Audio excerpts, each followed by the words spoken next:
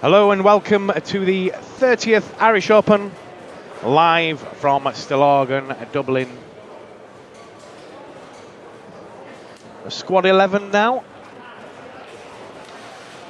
The 8 o'clock squad, the last one of the day.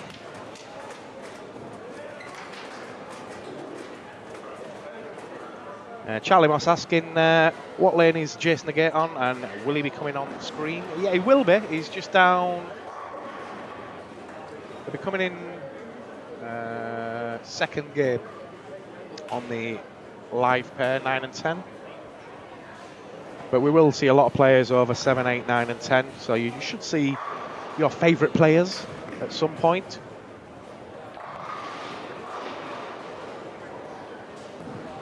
Give you a quick rundown of the top players at the moment.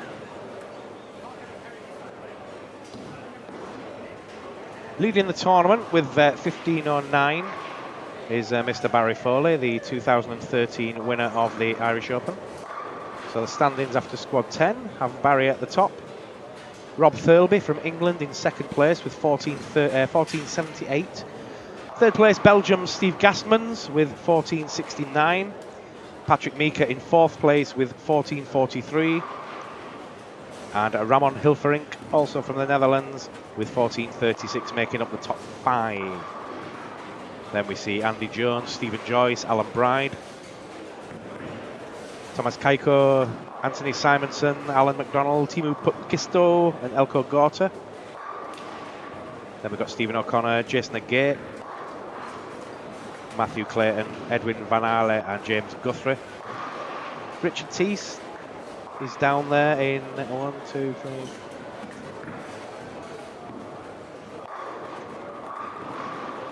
'21st place, I think, at the minute. So on your featured pairs, starting on the left side, it's lane 7. Namundis Dakis, Kira Ray, the 2017 female champion. Stefan Clarkson, Kevin Horton from Northern Ireland. James Guthrie, Dave English, Ina Ma Bjornsson and Martin Williamson making up the 4 featured pairs, 4 featured lanes, rather. Keep your comments and chat coming in. Who you want to win? Who do you think's going to win? Who are you watching out for? We know Charlie Moss is watching out for Jason.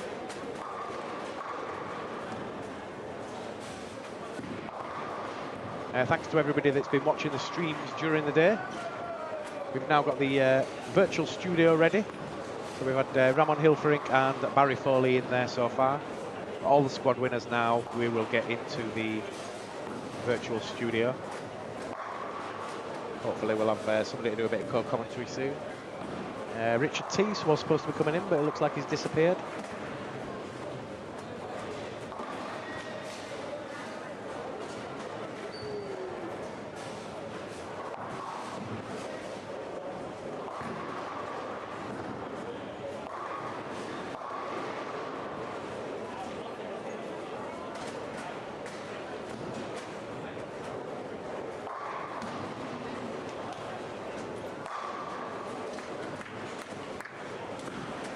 That's good. We've got a new list now for the history of the Irish Open. We've got a list of runners-up in this tournament. We've gone down the winners list before, but how many people have been a runner-up in this tournament? So starting in 1989, Eric Garda was a runner-up to Chris Buck. Then Kimberly Oakley was a runner-up to Gina Wardle. Colin Bell has been a runner-up. Matt Thompson, Marco Maswinkle, Chris Buck's been a runner-up. Lol Ellis has been a runner-up to Jeff Buck in '94. Rennie Warmerdam, Philip Dunn. He was the runner-up to Tora Torgerson in '96. Jan van Beest. Tora Torgerson's been a runner-up twice. He's won it twice and been a runner-up twice. Goran Carlson, Nick Froggett's been a winner and a runner-up. Peter Hansen, Sverre Lund, Paul Stott Jr. or Paul Stott. has been a runner-up to Stu Williams in 2004. Paul Moore has been a runner-up and also a 3-time winner. Stu Williams has won it and also been a runner-up. Yeah, Nick Froggatt runner-up twice actually, and won it once. Don Barrett won it 3 times and been a runner-up once. Alan Gibbons, Steve Kay, Robin Nordus Grindvik was the guy that Barry Foley beat in the final. Jason Agate has been a runner-up in 2014 to Jamie Bottomley, Ron Hurt and Chris Sloan.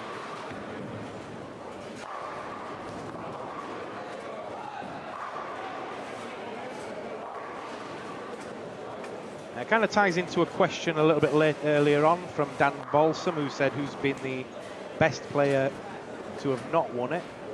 Hannah Cullen could be that person. She came second 3 times in a row in 11, 12 and 13, losing to Cassie Staudinger, Hayley White and Zara Giles. So she's going to be a little bit unhappy with that.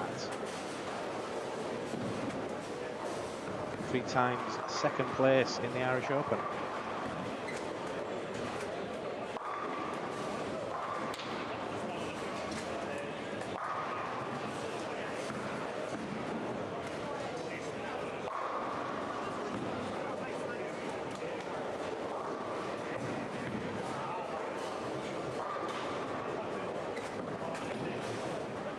And Hayley Russell cheering on Alex now. Aria is in bed. Hi Hayley. He's down the bottom end at the minute, is Alex. So we'll get him in about game 3, I think, on screen. And while we've got Hayley watching, she's a former winner of this tournament as well.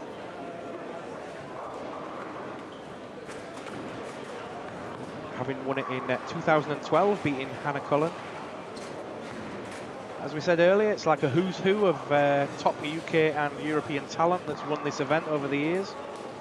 Champions in the male division include Chris Buck, Gomersall, Delaney, Van der Bosch, Tiempon, Jeff Buck, Sarah Torgerson, Don Barrett, Paul Moore, Stu Williams, Voss, Foley, Bottomley, and more. And then on the female side, as we mentioned, Hayley Rumke, Zara Giles, Hayley White, Hayley Russell now, Cassie Staudinger, who's now Cassie Barrett, Karina Dykes, Laura Roney, Kirsten Penny won it 3 times. No, did she win it 3 times? Twice. Twice she's won it. No female player has won it 3 times yet. Ghislaine's won it twice. Karina Dykes has won it twice. Kirsten Penny's won it twice. Lena Sulkinen and Pauline Buck's won it twice as well. No 3-time winners in the females yet.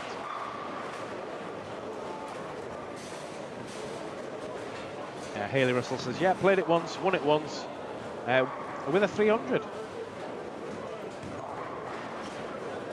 Not sure how to top it. Amazing tournament though, and thoroughly enjoyed it.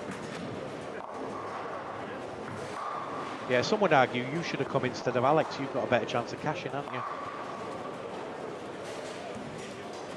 We win the women's money and the men's money. How cool would that be?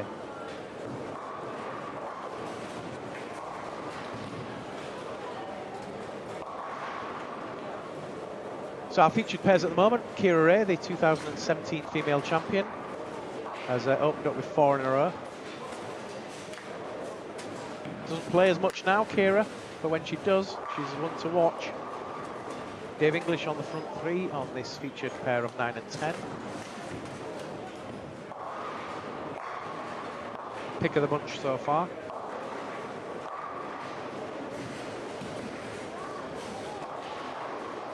We were actually chatting about you earlier on, Hayley. We were going through names that could possibly make the UK 10-pin Hall of Fame in the next few years, and you're actually one of them. You consider the things you've won at junior level and then at adult level, puts you in a nice position in the future. Just keep winning stuff.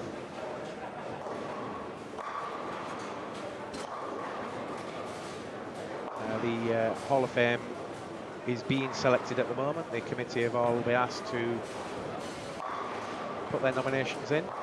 We'll get to vote on those nominations very soon, so we'll find out in a few weeks' time who the people are inducted into the UK 10-pin Hall of Fame this year. If you want to know who's in the Hall of Fame already, just get yourself off to this web address, uk10pinhalloffame.co.uk, and you'll see a list of players that have already made it in. They include Kirsten Penny, Pauline Buck, Zara Giles, Gemma Burden, Gina Wardle, Elisa John, Sheila Leonard, Joe Cundy, Meg Shaw, and Kimberly Oakley. And on the male side, Bernie Caterer, Brian Michael, Don Barrett, Paul Moore, Ronnie Oldfield, Dave Pond, Stu Williams, Chris Buck, and Phil Scammell. Interesting also to see who's going to make it into the industry awards. So far we've got Jock Kai, Keith Hale, Fran D, David Granger, Tom Clark, the former TVPA chairman who owns Acox Green, and Nick Kepi from Boltec.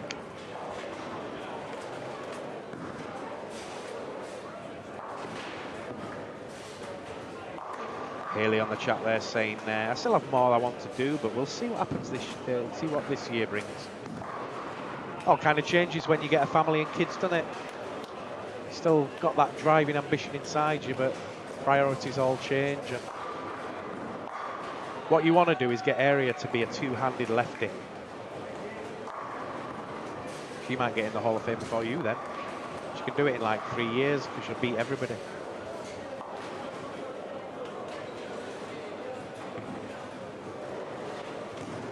Rita Wood. Started as you mean to go on, Kira. Hi, Rita. Yeah, we've jinxed her now. She's gone front four and then a 9 spare, but looking good at the moment is a little pocket rocket from Barnsley.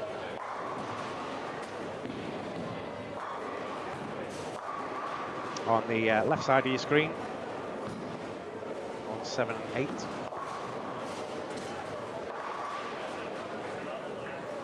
Anyone that's just joined us, you're unsurprisingly watching the 30th Irish Open powered by Storm Products, but you know that anyway because it says so on the tag at the beginning. Squad 11. Thanks to all our sponsors this year. Storm, of course, the main sponsor. The third and last year of a 3-year deal. We're waiting to see who the sponsor will be next year, if it will continue to be Storm or if it's another brand, or I hope it's Apple. Be Apple or somebody like that and we get a free iPod.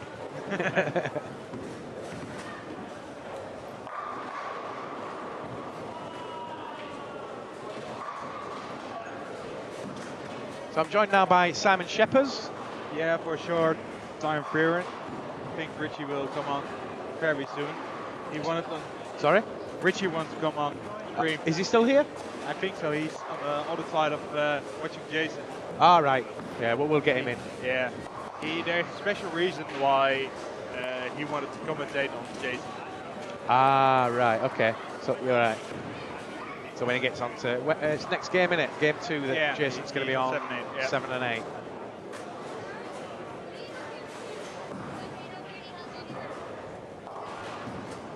What's he asking for?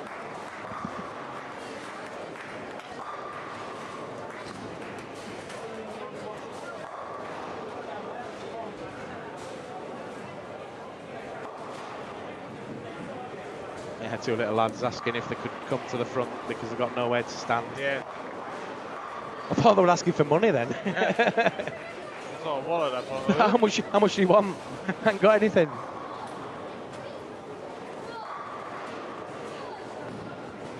We still haven't.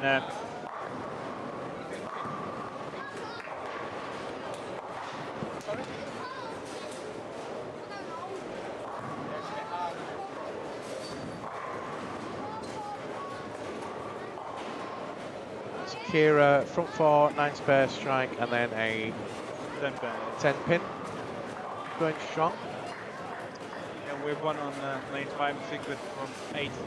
Who's that?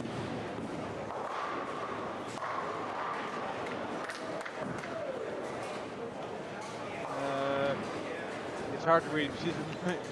Yeah, you can't read them from here. We'll find out in a minute when the guy actually gets up, probably.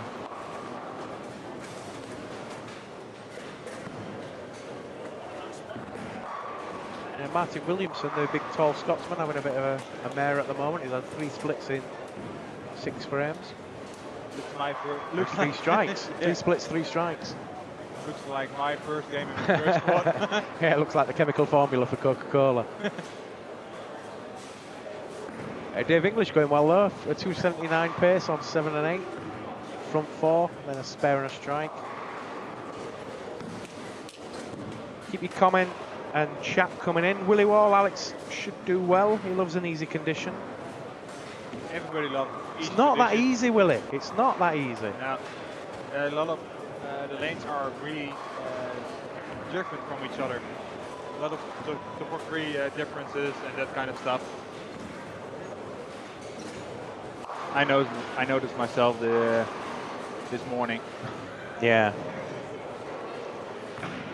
Was on a 14:20, 14:30 schedule, and then didn't even break the 1400. So. It's not as easy as you think, really. No. It kind of looks it, but and you can shoot some big scores. But you know, if that were the case, we'd have had a few more 15s than we've got. Yeah, that's for sure.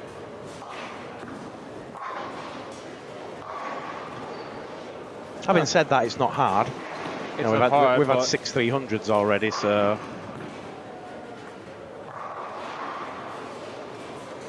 I got a front 8 as well. Yeah. So 2 terrible shots in the tail and a good shot in the sandpin. Well, if you didn't have the stone 710s all the time, you'd have been over 14. The 1380 is looking good still, isn't it? Yeah, it's just making the cut, and then we will see. Has that run of strike stopped? No, it's continuing. Yep, front 9. Front 9. Better get down there in a minute and film it. Yeah, just the last shot, right? Yeah, just the last shot. Yeah, don't go jinxing them anymore. If you do the 10th or the 11th, you can usually bet that you're going to jinx it. At least give them a chance to get to the 11th. The 12th, sorry. We've just had one person so far that's not done the 300 when they've got to it, and that was Jason Burns with 299. A right-hander leaving a 7-pin. Yep. Really weak shot. Was it a bad shot? Weak. Just a little bit. Just yeah. A little bit. Not quite enough. Not. Yeah, it looks like aggressive and fast round about second arrow. The pins seem to fly when you do that with that little bit of extra pace. A little bit more inside to the third arrow and then outside. Yeah, about 2 or 3 boards off middle dot and then out to about second with revs and speed. And later on you can move a little bit more to the outside towards 6, 7 and then... Yeah, there's a breakdown a little bit. Yeah. Willie Wall said, I think the Irish Open should sponsor Dom Gall to bowl. No, those days are over. It'd be interesting to have a go, but I don't bowl anymore, and I suffer from a bad back at the best of times, so if I go through about 3 or 4 games, I'm just done after 4 games. So we're on the... It's not Grant Duggan, is it? Oh, it's this guy. Sipili. Sipila. Sipila, it sounds like he's Finnish. Yeah. Which makes sense then if he's on front 9.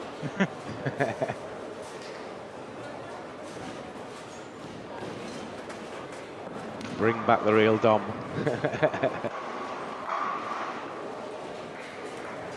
Yeah, how funny would that be if I qualified in my first block? Oh! Good job to get down there, stone 9. I don't have any bowling equipment anymore. Not even one? No, I got some from Bowling Vision a few years ago, 2 or 3 years ago, and I came back and I bowled the Scott Banks doubles, I think, at Sheffield.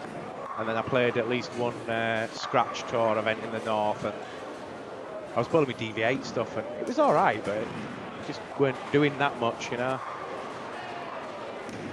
If you're watching Storm, I'll have a go if you send me some stuff. Just send a protege as well for me. I've actually never bowled with Storm. I bowled a 300 with a Storm ball, but it was at Shipley Bowl, just, you know, when you're doing a tech job and just bowling a load of balls down. I shot 12 in a row with I don't even know what it was, an old Storm thing. Drilled for a left-hander as well. That's probably why I scored well on it.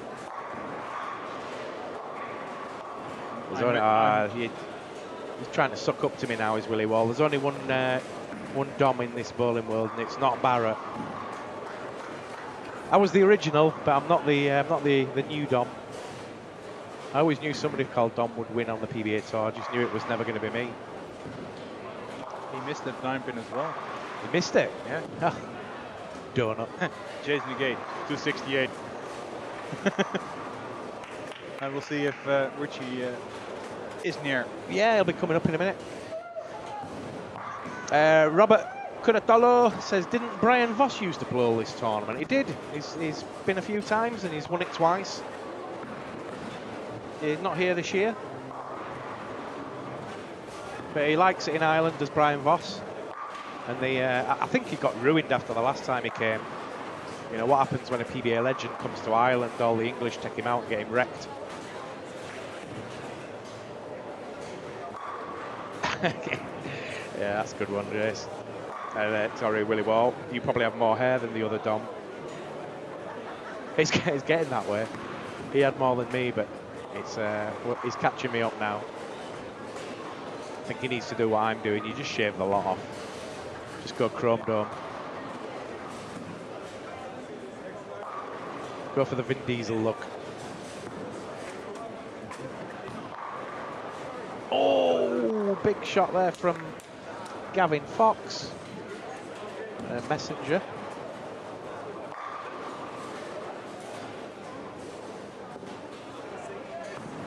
Really well. Maybe seismic won't pay for him.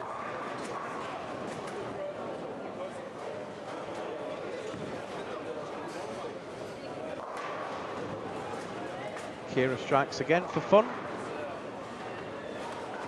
She's going to have a 259 first game. Not bad for somebody that don't bowl many tournaments these days. Different gravy is Kira Ray. Little pocket rocket.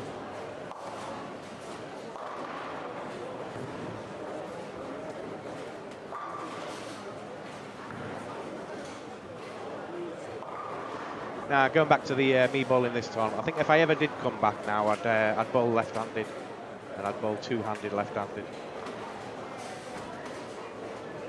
I think I'm done with right-handed now.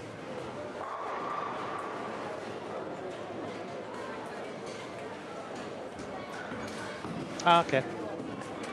Yeah, he said she were coming. Richard Teets is not going to come on the stream in this one. He's with the girlfriend.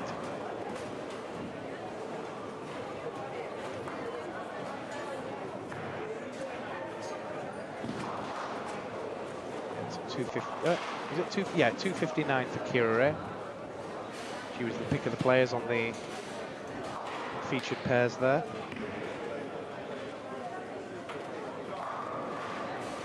I'll tell you what I might do. I might find a ball that fits, put a pair of shoes on, and then bowl a ball down before everybody starts tomorrow or something. And stick it on there, stick it on Facebook. I usually bowl at least one ball a year. The last time I bowled any ball though was Shanghai last year. Yeah, I saw. You saw that one? Yeah. Yeah. 8-10 in the pocket with a house ball. On the TV lane.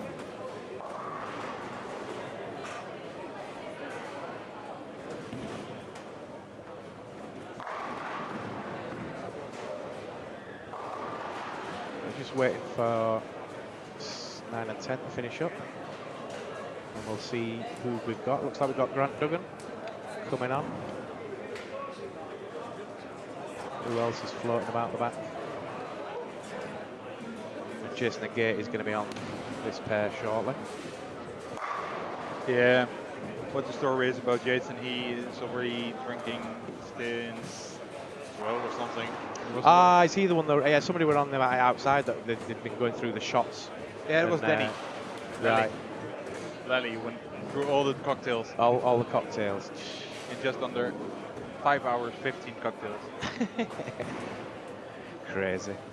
Where is he now in casualty? And during the first or second game of last squad, Jason was already down 11 pints and was drinking still. Wow. And bowling to 68. See, that's what we used to do when we were yak bowlers. We'd go to the yak counties and stuff like that. And night before, you know, on the Saturday night, we'd be half cut. You know, there's no way we should be getting up on the morning and bowling. Yeah. We didn't get no sleep. And then you kind of bowl on adrenaline all day the next day and win the tournament. We did that in, I think, 92. And afterwards you got half cut and then won the tournament. Willie Wall says he's calling a 228 game if I bowl. I think you've got me mixed up with other DOMs. I can do it.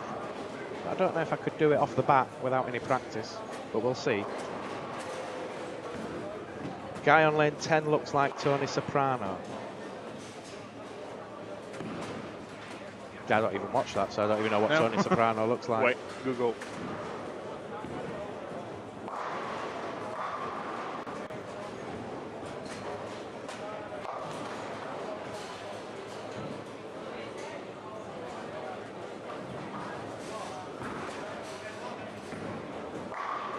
Which one? I meant oh, Ina. He means James. Oh, right, yeah. Yeah, a little bit. Yeah, James Guthrie. Yeah.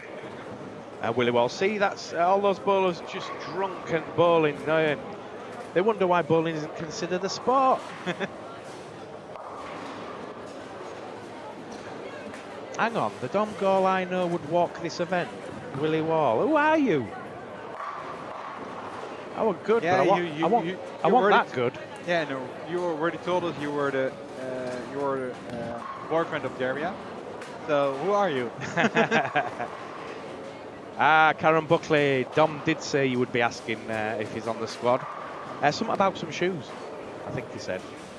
He didn't have some shoes, or he's not in this squad anyway, Karen.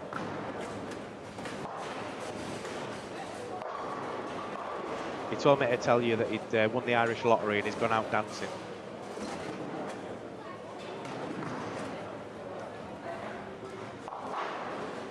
Willie Wall. I'm trying to think who that could possibly be. Oh, I ain't got a clue. I ain't got a Scooby-Doo. Yeah, when Daria was on lanes 9 and 10 on our last squad, everybody went crazy on chat. Daria was playing here. Bowling and worked with Dom Gall. I've worked with loads of people and bowled with loads. You're going to have to narrow it down. Are we talking Leeds? Are we talking...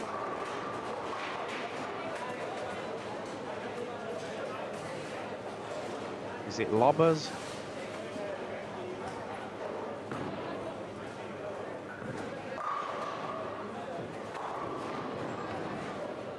I know it's not Doris Morris because there'd be a bit more swearing going on.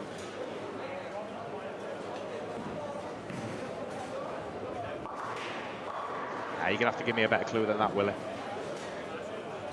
I were never good at quiz games, as you probably well know. Jason's opened up with, is that 2 opens? One open and a split?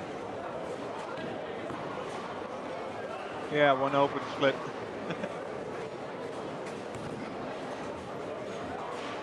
He's not too bad on the featured pairs usually. No, but he does look a bit. Get the water down, you lad.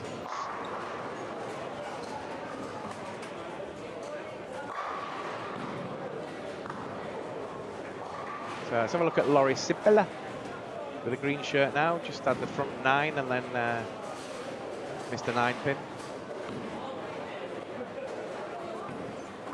9 and 9. Not mixing strike.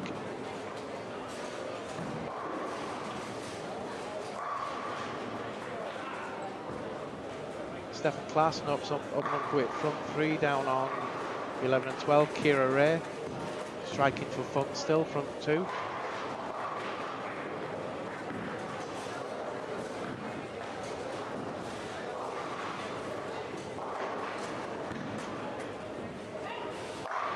Leads. Gavin? Not Gav Wood, is it?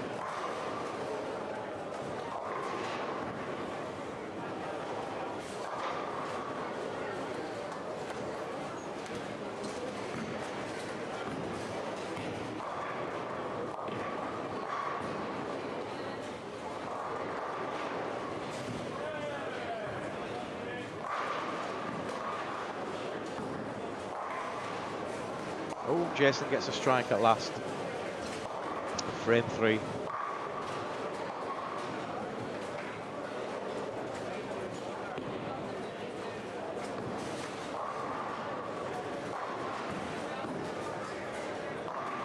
Frog. It's the working bit, I'm not sure. Work where? LA leads, right, now we're narrowing it down.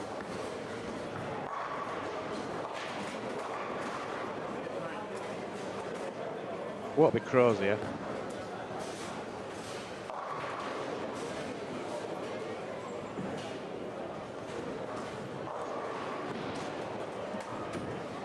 And which stint at LA Leeds, because I got sacked twice. The only people ever, well, the only job I've ever had where I got sacked, taken on, and sacked again. Both the things I never did. But then again, they didn't like me, and I didn't like them. Where are you all now, LA Bowl?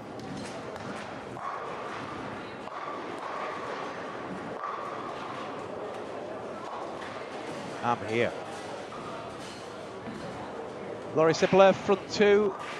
Grant Duggan, spare strike. Kira's added another one for a turkey. Julian Viskokis with an open frame turkey.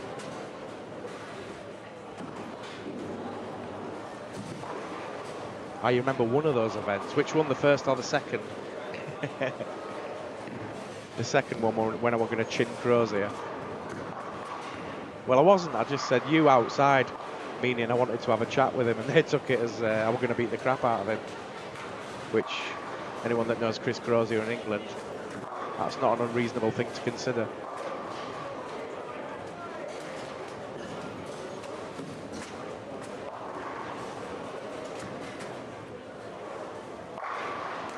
Go on, Jace. 3 in a row now for Jason Negate.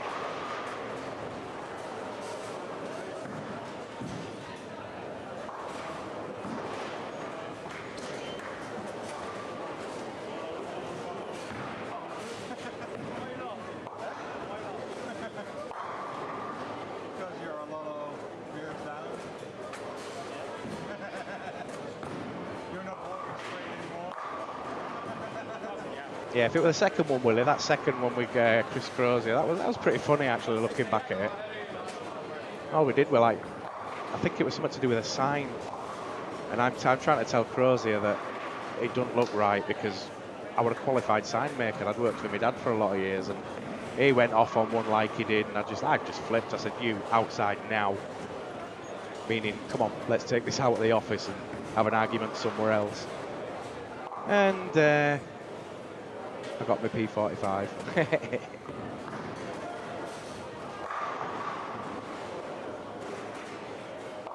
I don't know if I had anything in my hands, but there was no intent. I wasn't going to do anything to Crozier. There's no point. I'm a lover, not a fighter.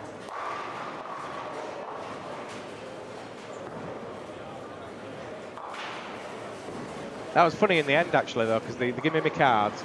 Or they give me 2 weeks where I wasn't allowed to go in or anything, and then I was supposed to go in for a tribunal or something.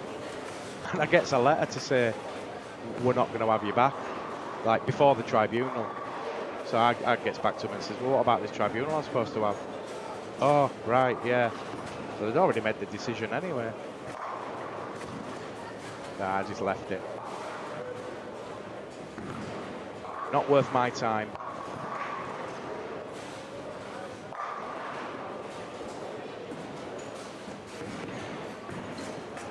No, that happened. Probably a few stories. Literally, we were in the office, and I just said, you outside, and we went into the hallway, just on the top floor, and the stairs, and we were having a chat out there. And nothing much. Just saying, what's wrong with you, you idiot? And I got called back in and let go. I was more angry the second time when they did all that than the thing that happened. Because like, what? For what?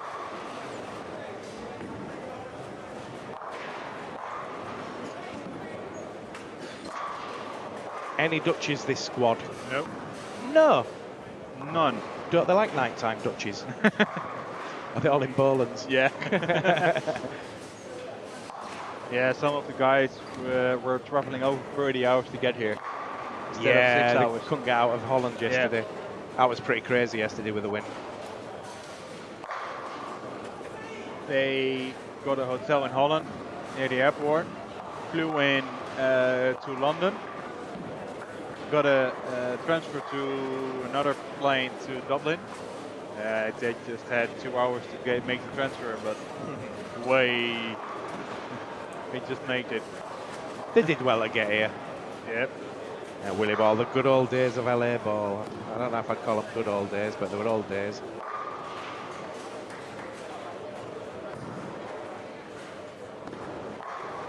All part of the growing process, I guess.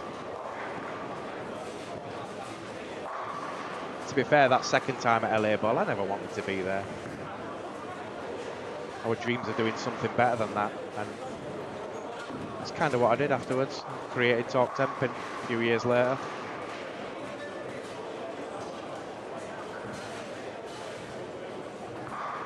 Femke saying, yeah, the wind was really bad. Even people flew around. We saw a few of them videos of Dutchies flying across streets and stuff. It looked pretty mad.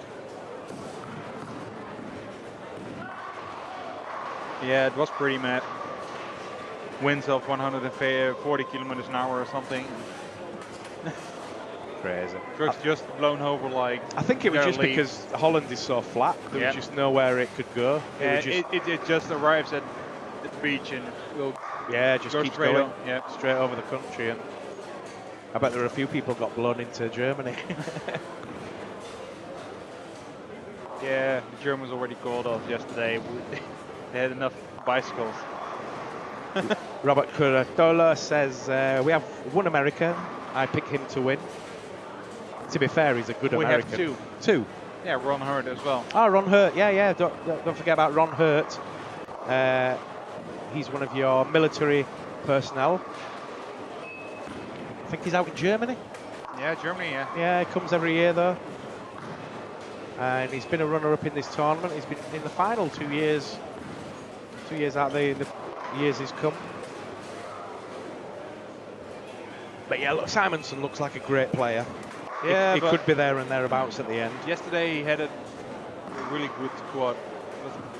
Yeah, they'd been working all day and they were tired, weren't they? I mean, he set off really well, just run out of steam.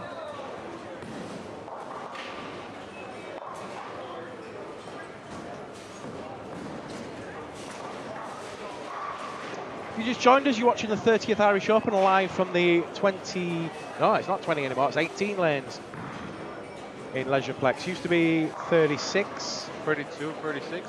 36, I think, yeah. Well, it was 20, then it went up to 36, and then over the years it's gone back down to 18. Yeah, but the pool table were 6 lanes, and the other side were another 16, or was it? Robert says he's not heard of Ron Hurt. Yeah, I don't think a lot of Americans will have heard of Ron Hurt. I mean, he doesn't play in the States at all anymore. He's out in Europe, but he's one of your servicemen that can play. You know, he's one of them house pros. Sponsored by Global. Sponsored by Global, yeah. And has been for a while. Good player. But you get that. You get some Americans that they're pretty much unknown in their own country. Tim Yeah. Mack were like that for a lot of years.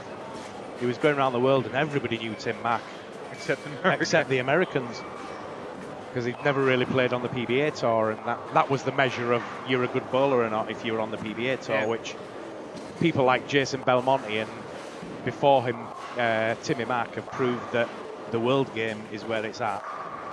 The PBA tour is good, don't get me wrong, and it is probably the pinnacle. That's what you aspire to get on. But then being a world player, that's even harder. Is even harder to do what you do in the States, do it abroad. That's why Jason Belmonte is the world's best bowler at the minute, because he went around the world and played every condition going like Timmy Mack before him. So it was no big surprise when he was a success on the PBA tour. I think it shocked a few Americans at first. Who's this idiot with throwing 2 hands? Idiot with 2 hands, and why he had so many haters. I think you don't like what's really good. And there's still the discussion with 2 hands or not. With him. That's been put to bed now, I would have thought. 2 hands, it's here to stay, isn't it? Yeah, it's here, but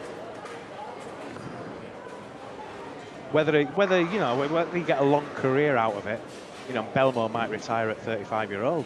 He might be injured by then, who knows? But he's done enough in that time. Yeah, but he gained some weight over the years and he lost it all again. So yeah, he's fitter than he ever been, I think. Yeah, well, I think he needed to. I mean, you're going to put a lot of pressure on your knees and your back, aren't you? And if you carry an excess weight, that's not going to be good to wear two-handed style.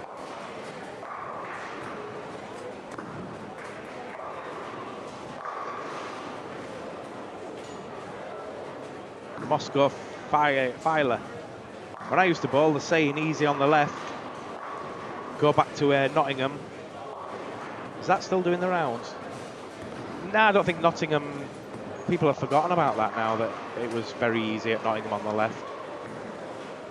Typical lefty shot. Yeah, it got the British Open. It got that way in the end, that if you were a lefty, you were just guaranteed to be making the later rounds. Whereas, the early years of Nottingham, you could be a right-hander. Paul Moore pretty much dominated at Nottingham. But then, to be fair, Paul and Nick Froggatt were two of the best English bowlers at the time, and they just happened to be left-handed. Is it still a lefty's paradise? I don't. It's an MFA ball now, so I don't go in them. A bit like Leeds, don't go in Leeds now. It's like walking back in time. Everything's nice and modern outside, and then you go through the door, and it's like going back to the future. Back to the past. Yeah, the trouble is the past were better than now. You could say, oh yeah, it's like walking back in time, and to a degree it is, but I remember 85 and 86, and the centre were nicer. It's just when a company doesn't look after a particular bowling centre, it's a shame. Yeah. And you make a lot of money in Leeds as well, because they've got the big arena outside now, and they've spent a lot of money on the Merrion area, and then it's just a crappy bowl. Robert says, first time I saw Belmonte was like 10 years ago, and he told his friend, this guy's going to be special. I think I met him first time I met him was in Indonesia, the first tournament I ever went to for Talk Temping. Paul Delaney got me down to Indonesia. Shout out to Paul, he's probably not watching, his dad's been in today, Del. And I met Belmo, he was the first person I ever took a photograph for Talk Temping. And he and Timmy Mack looked after me on the South Seas. All shared an earthquake together as well. We had a 7.2 or 7.6 earthquake just off the coast of Jakarta. Never been in one, obviously, and I've never been in one since, but we're in the hotel room. And you know when you get that kind of drunk, dizzy feeling? Yeah. And you're a little bit unsteady on your feet? Mm-hmm. Well, it was like that, and I'd not been drinking or anything. And then a bit of creaking and a bit of noise. It sounded like somebody was having a fight next door in the room. And then like that cold chill down your back going, oh, earthquake. So I ran outside, down the stairs. Everybody was like white as a sheet. And gets down. know, couldn't go back in the hotel for like an hour because there was a tsunami alert as well. And Timmy Mack comes down and he goes, "Man, it threw me out of bed. I was on the 12th floor." And a guy called Mario Joseph came back. A lot of you over in England will know Mario from Roll Right Pro Shop. He was there coaching the Saudi Arabian team, and he was at the bowling centre at the time when the earthquake hit. And his player Badr Al Sheikh, where decent players played the World 10-pin Masters and stuff. Yeah. He's on like 5 in a row. Earthquake hits while the ball's going down the lane, leaves a washout. So he asked for a re-rack, gets it, and then struck out.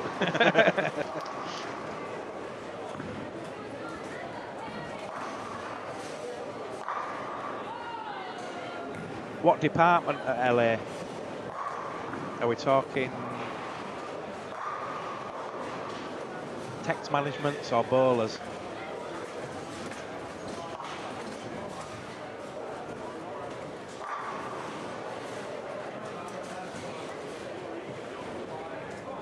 Can the live chatters send us private messages? Can't do it on this one, can you? Or can you? You used to be able to. Don't know. I think not.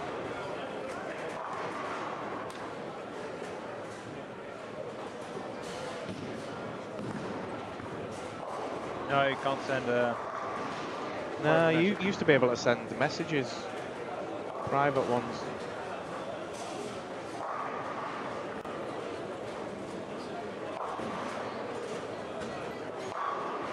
That narrow it down, does it? Jack of all trades.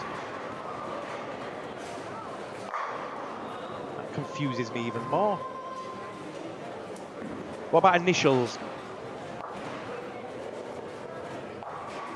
It had its moments, Willie Wall. He says LA was good. Jason Negate's not doing too bad. He's going to tap out for a 213 here with 3 opens, 3 split opens.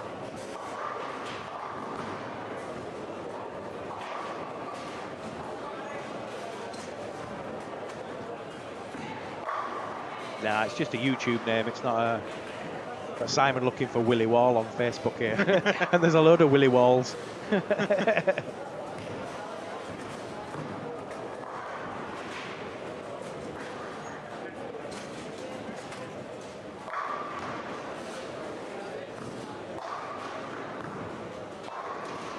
I'll ask you one then question, Willie Wall. Did you like me and did I like you? That might narrow it down.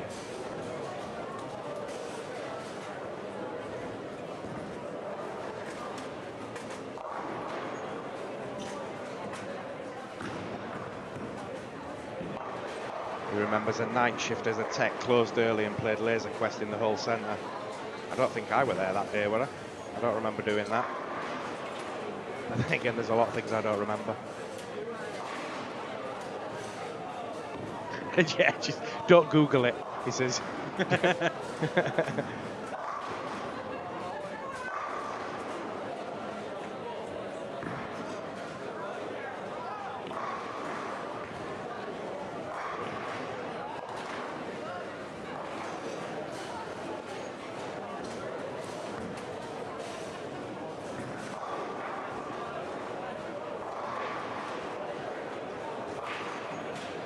Paul Ed's, there's a good one. Players don't seem to run out their shots 3 or 4 lanes anymore.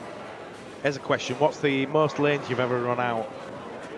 I ran out 26 lanes at Edge Lane, Liverpool.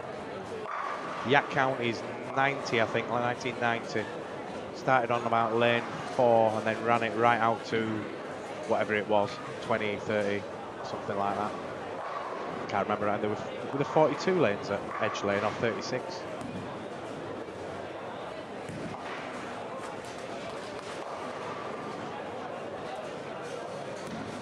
Yeah, Rita asking Willie Wall, would I know you? I was at LA the day open till the date closed.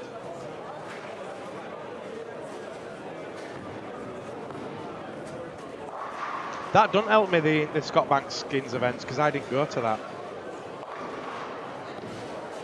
That was my dark years where I was a bit upset and stayed away from it all. But no, I didn't actually go to the Scott Bank skins. Missed it all.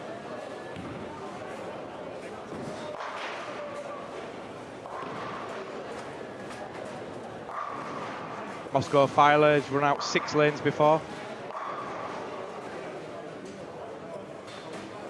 I had a habit of doing that. Anybody that knew me playing for Yorkshire, though, I'd run out as much as I could, really. And then jump in the air and land on my knees. Went through so many pairs of trousers. Burn marks on them.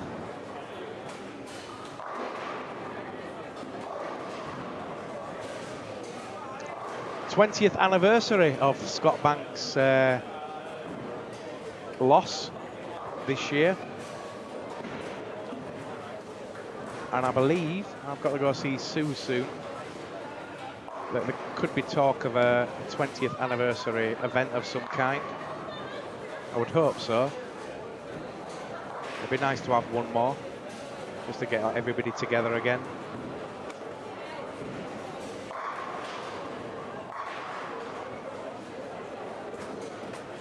.246 then for Laurie Sibla.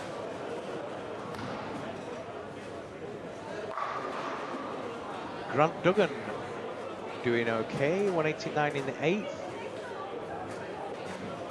With 3 strikes on the board, looking for the last one in the 10th.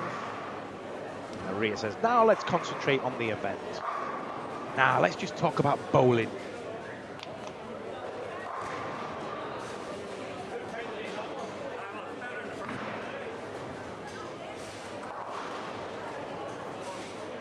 Let's go with a new question. What's the funniest thing you've ever seen on the lanes? The funniest thing? The funniest thing you've ever seen. Oh, I've got a few, but I'll start with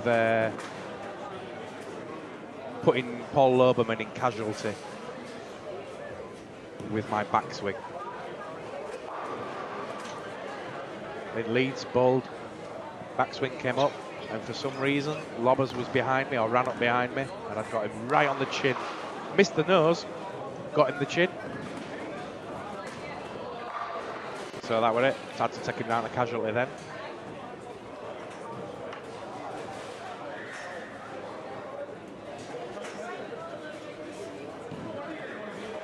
Ooh, 20th year, I would really like to get home for it.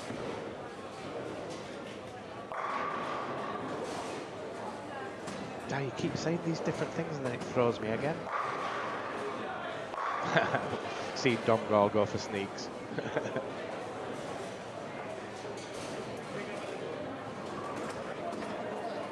Another one was a lad called CJ, or Dizzle we used to call him. It was at least 5 cans short of a 6-pack, and he would do tech shifts at Leeds Bowl, AMF Leeds Bowl, and I think Friday Night League, he went to move a ball jam on a pin feed or something like that, and he had his head against the kickback, and the league's fastest bowler bowls the ball down at a 10 pin, hits this kickback with Dizzle's head on the other side, and he comes flying out of the machine, blood pouring from his head. Oh, I don't know what happened there. I think it knocked a little bit of sense into him, actually. Yeah. Oh, he used to do some crazy stuff though. Putting grease in people's finger holes, sending them, if the ball's on 3 and 4, picking up the ball and putting it down 26. Little crazy things.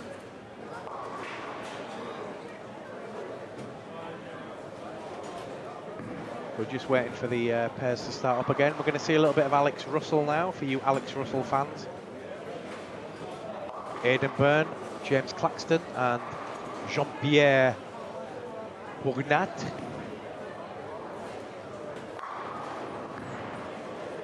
And on 9 and 10, we've got Ben Harvey, Kenny Jameson, Lauren Duggan and Selwyn Morgan.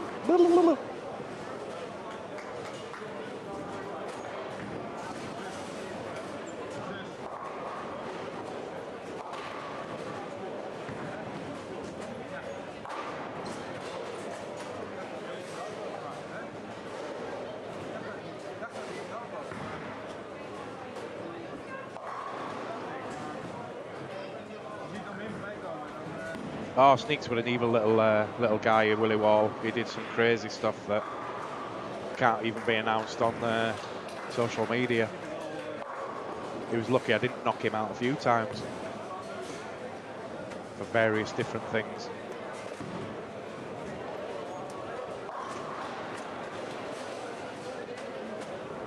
Ashley Gill, go Kenny.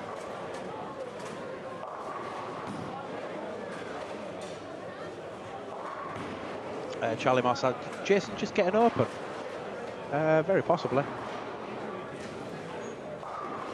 Yeah, 6-3.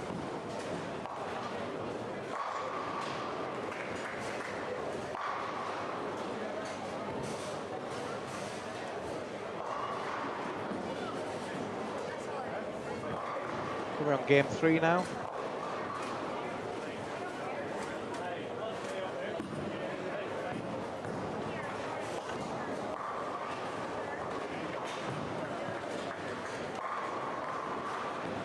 Selwyn picks up a strike. Lauren picks up a strike as well.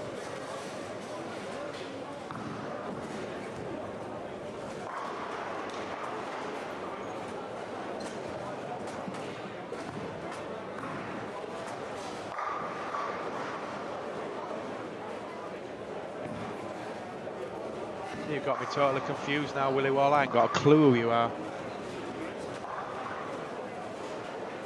It's the trouble with having known and met so many people and your reputation of who you are preceding you. Could be anybody.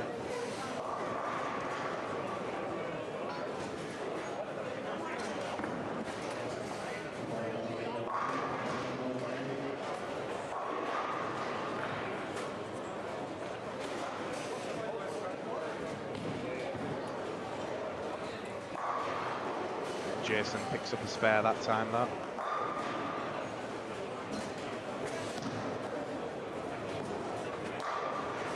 Aidan Burnham's up with the front two. He's had a 300 this week already. Yeah, the very first 300, yeah.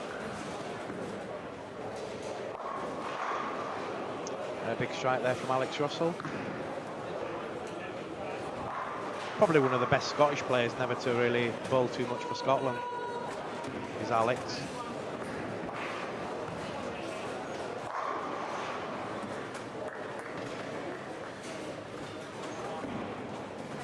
Front three for Mr. Russell.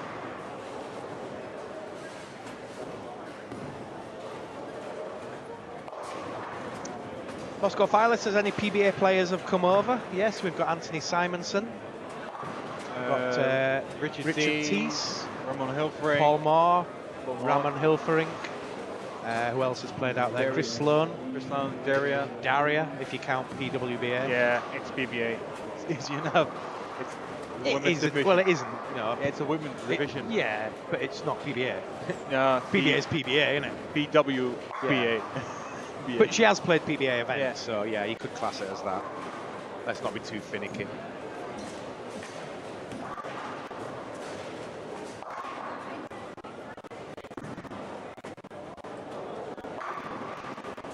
Yeah, Willie Wall, send me a Facebook message, and then I'll know who you are. I'll keep it a secret, don't worry.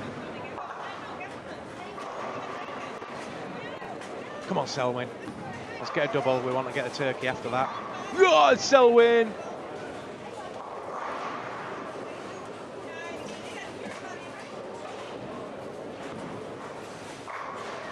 We should flash mob Selwyn one time. We should have the whole centre ready for the time that Selwyn gets a turkey, and then the whole centre goes.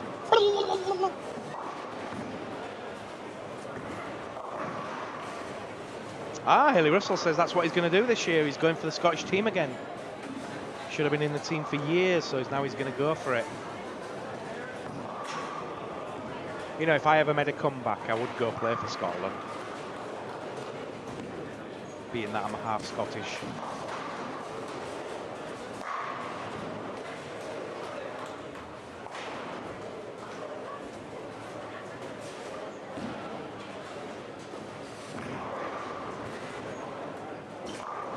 Here's a little known fact I've never really revealed on anything, but I was born Lennox, Dominic Lennox, and became Dominic Gall. So I had a Scottish name when I was younger. Well, for about a couple of days until it went on the piece of paper that said your name.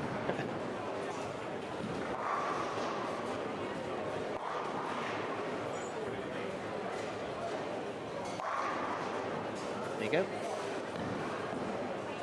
It'd be nice to see Alex Russell playing for Scotland again then. Between him and Stephen Gill and a couple of the others, they've got a fighting chance of doing something.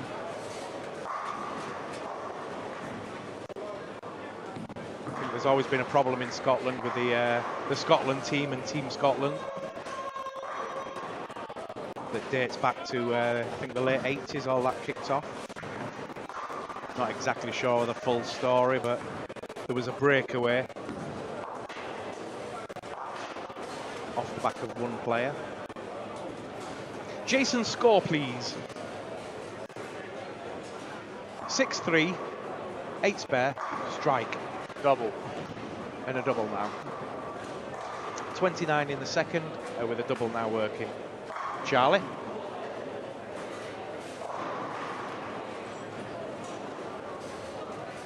And Selwyn did get his turkey. Now this would be the most popular 300 if Selwyn did it. Certainly on the TV lane. Yeah.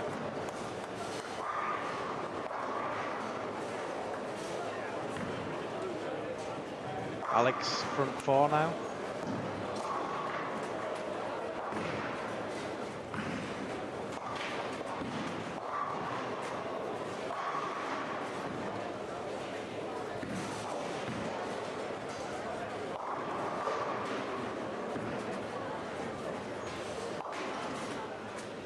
I just noticed as well, Alex's shirt is rocking the tartan. And the Saltaire, the Scottish flag. Oh, looking good. Front 5 now.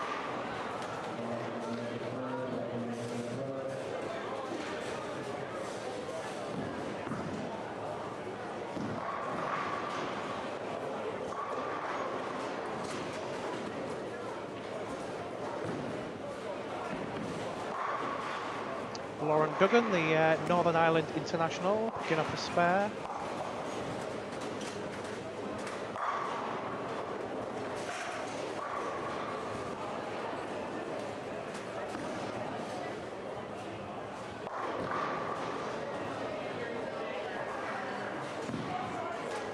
Can't see many scores further down. Not sure how Kira's doing now. But we've got somebody on the... Oh no, it's 4 in a row. The open frame at the beginning.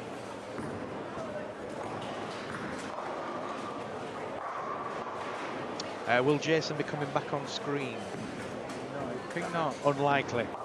Unlikely now. He will finish on 5 and 6. 3 games. What are we on now? Game 3? Yeah.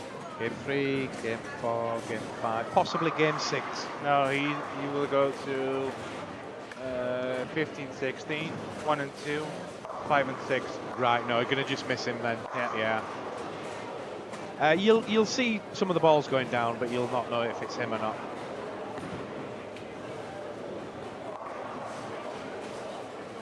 We're set up in such a way that you see everybody at least once. Split there for Alex.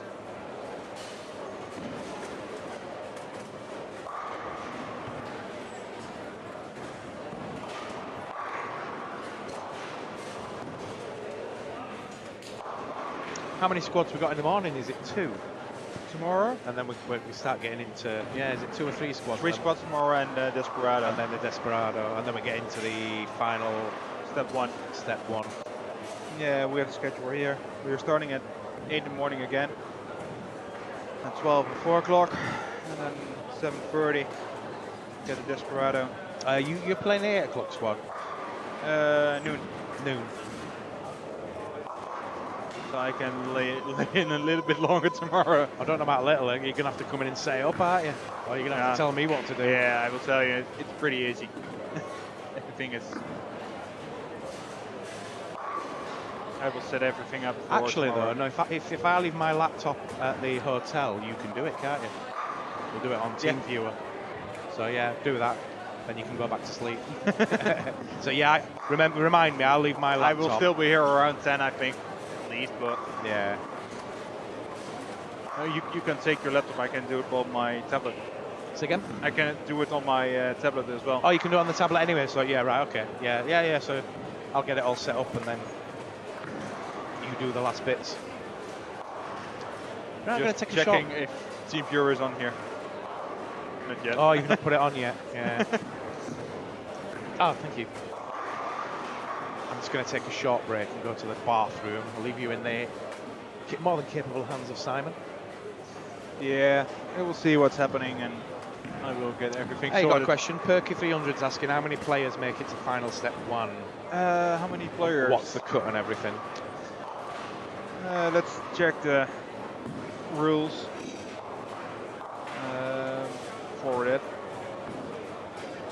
I know there will be, from the general standings, there will be 45 players making the cut, and you get a total of, get some people from the early birds as well, and the Desperado.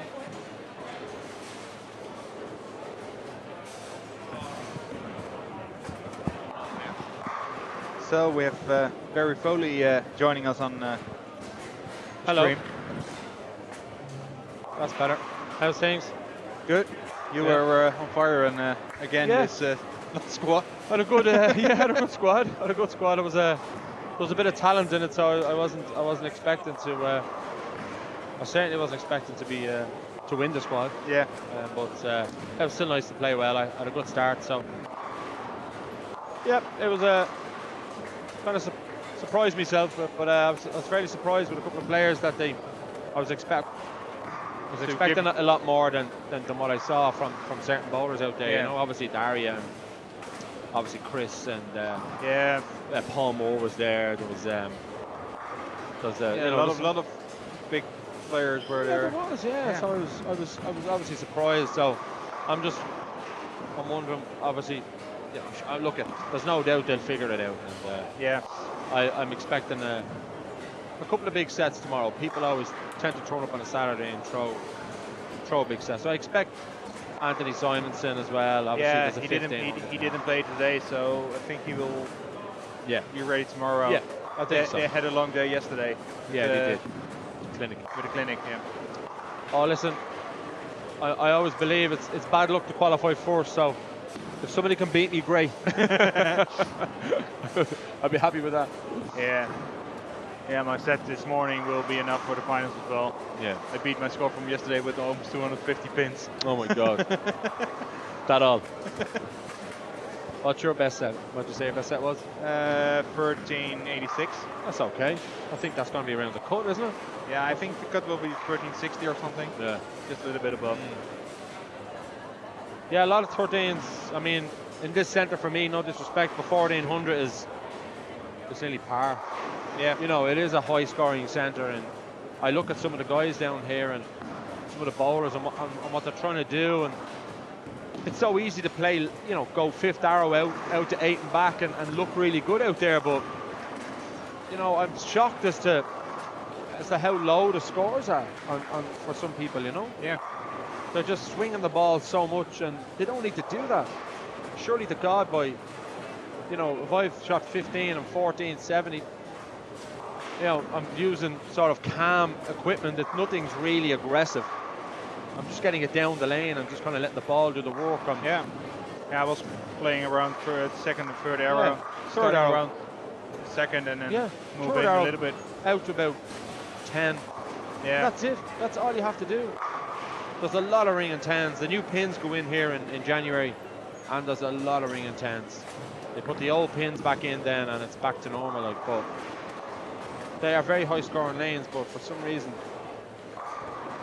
some of the guys are just making hard work of it. Like, Yeah, and if you're chasing one who is playing all over the plays and make it really hard, Yeah. you get a lot hard time as well. I mean, people then will say, you know, we're following guys that hook the ball a lot. They're spraying it. I never ever think of that. I never think of it. Yeah, okay, if I'm following 3 women throwing urethane, yeah, okay, I'm obviously gonna take a bit of, or even 3 bowlers throwing urethane. Urethane, as you know, hard surface, takes the oil off the front, leaves it at the back. So I suppose I know going onto a pair, there's going to be a bit of oil on the back end, Yeah. You move just 3-4 board right. Yeah, and exactly. Yeah. So you'd know that, but if there's a lot of high rev players here and all around the same area, so the lanes should be getting easier as we go on. Okay, drier, but there should be high scores. In the last 3 games, the scores should be through the roof, but in my squad, people had fallen apart. A couple of the guys, I had 289 last game, and Paul Moore, I think, had a 250 or 60 last game, and but that's when the scores should even be higher as the last 3. Yeah, when I started, I had a low game on 13 and 14. Yeah. And 186 or something, and finished on 7 and 8, 191. Yeah. But it was really hard, ball reading really early, and didn't want to move in quickly enough. Just watching Jason Agate there. He's gone 10 pin. Yeah, but he is not really sober. Well, let's not mention that over there. But that shouldn't be happening either. It shouldn't be. You know what? It's not good for the sport. We're serious about getting the sport to the Olympics. That sort of stuff has to stop. For themselves, I think they should be a little bit more professional. But it's just missed the 10 pin now, so yeah, he must be drunk. No, do you know what I mean? If we want to be an Olympic sport, got to cut all that out. Yeah, got to cut all that out.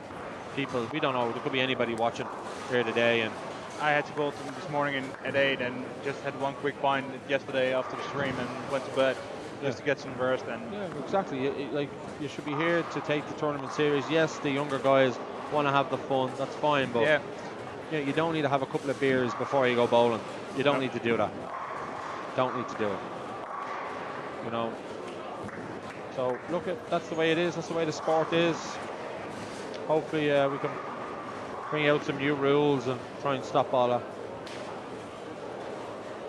And it's pointless saying, you can't order a beer while you're bowling, or you can't have a beer in the lanes when you're bowling, but you can have a beer at the back of the lanes before you take it. Yeah, your squad. What's the difference? Just in half an hour before, and what's the difference? Nothing. It's no difference. So there's no difference with it. No, it's not.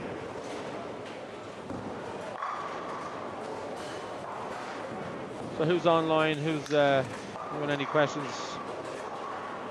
Paul Elzer, can we have subtitles for Barry, please? I know, I need them myself. And Willie will drug and alcohol test to be introduced. What was that, sorry? Drug and alcohol test to be introduced. It should be, absolutely. Barry, do you know why Aidan Bourne bowls like does? It's like he is falling over. Willie Wall, Aidan Bourne. I don't know.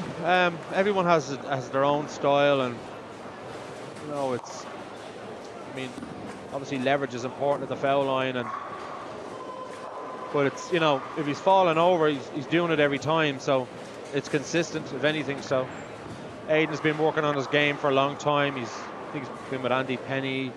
He went to the Kegel Training Center in America. Looking at him on that shot there, he looked fairly solid. Aidan hasn't got a big hand, doesn't have lots of revs, so he relies obviously on equipment and accuracy. And he's a shot maker. Yeah, but it doesn't matter what you look like. It's all about ball speed. It's all about having the right ball in your hand and setting up to that pattern. It doesn't matter what you are. I mean, who's that guy in America? The Jacob. I mean, the lefty. Yeah, Jacob Butler. Won something like 18 regional titles, and he was in Mexico there and won the World Cup. I mean, I couldn't even start to describe what he does. No. But he's effective. He knocks a lot of pins. He knows what ball to throw. Yeah. And all right, so the Moscow Flyer, Barry, what equipment are you throwing? Well, I throw Storm roller grip. I have a phase 2 which I drilled in the summer, and it's kind of, at this stage it's kind of lost its it's kind of on its second legs at this stage. You know, bowling balls kind of, for me, I get so many bowling balls. I don't tend to resurface them. I wouldn't put any polish on them. So it's a lot calmer than what it was when I drilled it. Yeah. But I put a bit of 1,000 on it today, and it just sits absolutely. It gets through the heads, and just sits lovely. And the energy in the back end is unreal. It gets through the pin so well. So I was trying to face 2, and then I got a timeless actually. And of course, the timeless, as you know, is out of the box. It's as good as a spare ball. So I put 1,000 on it. I think anyone will tell you put a bit of maybe 2,000, 3,000, whatever, whatever you want. But I put the 1,000 on it because of my power and speed. Yeah. I put the 1,000 on it, and when I lost my way in the phase, the timeless, I went at 3 right with the timeless, 3 and 2 right, and it just basically done the exact same as the phase did. You know, so, and then I have a Rico. It's a Global 900 hook. It's about 8 years old. I haven't used it much, but it's a Rico drilling. Don't know if many know what the Rico is, but it's a really calm, smooth sort of a drilling. It's a great ball to have in the bag, and I used that in the last game. When the lanes are dry, I find the Ricos get through the heads and really finish. So I finished with a Rico yesterday and finished with the Rico. I finished yesterday with a 257 with the Rico, and I finished today with the Rico at a 289. So, Barry, are you sponsored? No, I'm not sponsored. I don't have sponsor from any company. I don't really do enough EBTs. I don't play enough on tour, so I don't deserve to be sponsored, I suppose. But listen, if any ball company wants to send you 6 or 8 balls a year, I'm certainly not going to say no. But I'm happy throwing Storm and Roller Grip. I don't need to be sponsored. I have a very good deal with the pro shop anyway. My best friend Barry owns the pro shop, so I'm sure a lot of bowlers around the world, if you build up your customer base, or if you're a good customer to the owner of the pro shop, I'm sure he'll look after you, whatever deals you do. There's different deals, but I have been sponsored. I was sponsored by Global and Seismic, and but no, I prefer to get whatever ball I feel necessary for me. I have a Radical Ridiculous, which when the lanes are a little quicker, it's unbelievable. So I got 2 of them. Actually, I got them sent by Phil Cardinale from Boston. He's the owner of Radical. So he sent me some balls, and the Radical Ridiculous is absolutely. If you haven't got a Radical Ridiculous in your bag, I'm sure Ray Teese is listening. He'll agree with me. It's an incredible ball, smooth, through the pins like I've never seen a ball get through the pins, and I mean that. I know when we all drill a new ball and we throw it well and it gets through the pins, but this ball really gets through the pins. So that's it, Willie Wall. If not, why not? Exactly. But you are setting Ireland alight. Surely you should get something. Not necessarily, no. I mean, this is my centre. I've been saying all weekend that this is my backyard, and I feel like the junkyard dog here. So this is my baby. This is my time. So, you know, I'm sure everybody in their own centres, whatever tournaments. I've gone to a lot of tournaments around the world, seen a lot of guys, local guys, that just literally set their own centres alight. That's not to say I've gone away and I've done quite well away. But it takes a lot of time as well. Of course it does, a lot of experience. But no, it's nice to be playing well in my own centre. But listen, I'm not thinking too far ahead. I got to think about tomorrow. I might try some different shots tomorrow. I got a couple of new balls drilled. I got the show off. I got a new racket. I got to wreck them, and I want to maybe break them in a little tomorrow. Maybe get a couple of games on them. Yeah. And try and get them ready, because last year when I played Torrey in the quarters, I was throwing a ball, and it was actually, the lanes were quite slick because they oil the lanes for the top 16, then they oil them again, then they don't oil them, and then they oil them for the final. Yeah. So it's like the quarters are actually really slick, and I left a lot of single pins against Torrey, lost my way, and I ran out of steam. Yeah, you want to be prepared for that. Yeah, exactly. So I felt I was carrying a bit of weight last year. I've lost about 18 pounds since last March, so I feel I have so much energy now. I feel amazing out there. I can play 6, 7, 8, 9, 10 games. I feel brilliant. So this year I'll definitely be more prepared than last year. But as you know, match play, there's nothing guaranteed in match play. Any more trips into Europe this year, Barry? At the moment, James, it's only Malta. I've been invited to a few tournaments, and it's just not a good time for me right now. I just need to focus on different parts of my life. So, although I love bowling and it'll always be part of my life, but I've got to focus on my personal life as well. So, I have a couple of things to do. I'm looking at setting up my own business, so I want to focus on that this year, and then. But I'm kind of obviously continue playing as much as I can here in Ireland. I will do Malta. I probably won't do Romania and Bulgaria this year. I might just take a sun holiday this year. Take 2 weeks out. Yeah. Just take a sun holiday. And just 2 weeks without bowling. Exactly. So that's it. Last year I done a lot. I was in. I went to Kosovo last year, Malta. We did France to Cuba. I was invited to Cuba this year. I don't know if I'm going to play that. I did that last year. I went to Mexico. Then I had a couple of trips to the UK with work, and then I was living in airports last year. So this year I just actually feel I could do with a break. Yeah, and I want to try and maybe do a bit more coaching as well. Obviously I've done my USB silver, so yeah, I want to try and do a bit of coaching. I know the association here are helping me immensely with that, so you know, it's nice to know that your association actually appreciate what you do, acknowledge what you do, and understand that you want to give something back. And you know, and anyone will tell you, always look to give a little back. So hopefully over the next couple of years I'll be doing a bit more coaching. So I think the bowling days are, you know, I know you can bowl till you're 50 and 60, but I think competitive at a really high level, I think a couple more years, that's about it. I wouldn't be looking to go too mad after that. If I can do a lot more coaching, I'll focus on that then, you know. Wasn't you a coach in Europe? Is that still happening? I was going to Romania and Bulgaria, and I was doing a few things there, and then I still do coach a few people, obviously through email, WhatsApps and things like that. So I was obviously coaching then my kids. Sarah, she gave up for a while, but she's coming back. She wants to come back in April, so I'm going to spend a bit of time coaching Sarah, getting her back to the level that she was. Yeah, Sarah's, I saw a lot of movies coming. We've done so much, but she's great potential, Sarah. She's an incredible potential, but she just doesn't realise. Like she said to me one day, she said, "Dad, if I 10% of what you have between your ears," she says, "I'd be some bowler." She just, you know, she's lacking confidence, shot making, ball choice, all of these things. Obviously, you learn this as you go on, but she's getting to a stage where she was just relying on me nearly every game or every few shots. She was making mistakes, and I mean, personally, I think bowling is a mental game, and our arms and bowling balls are our tools. So, you know, we have to know how and when to change balls. You know, we just have to. I knew today in the second game I needed a ball change. I changed balls and had front 10. You know, then obviously I got another game or two. Then I knew going on to a pair on the last game, because the pair I was on before that, I felt there was a little bit of oil carry up the outside.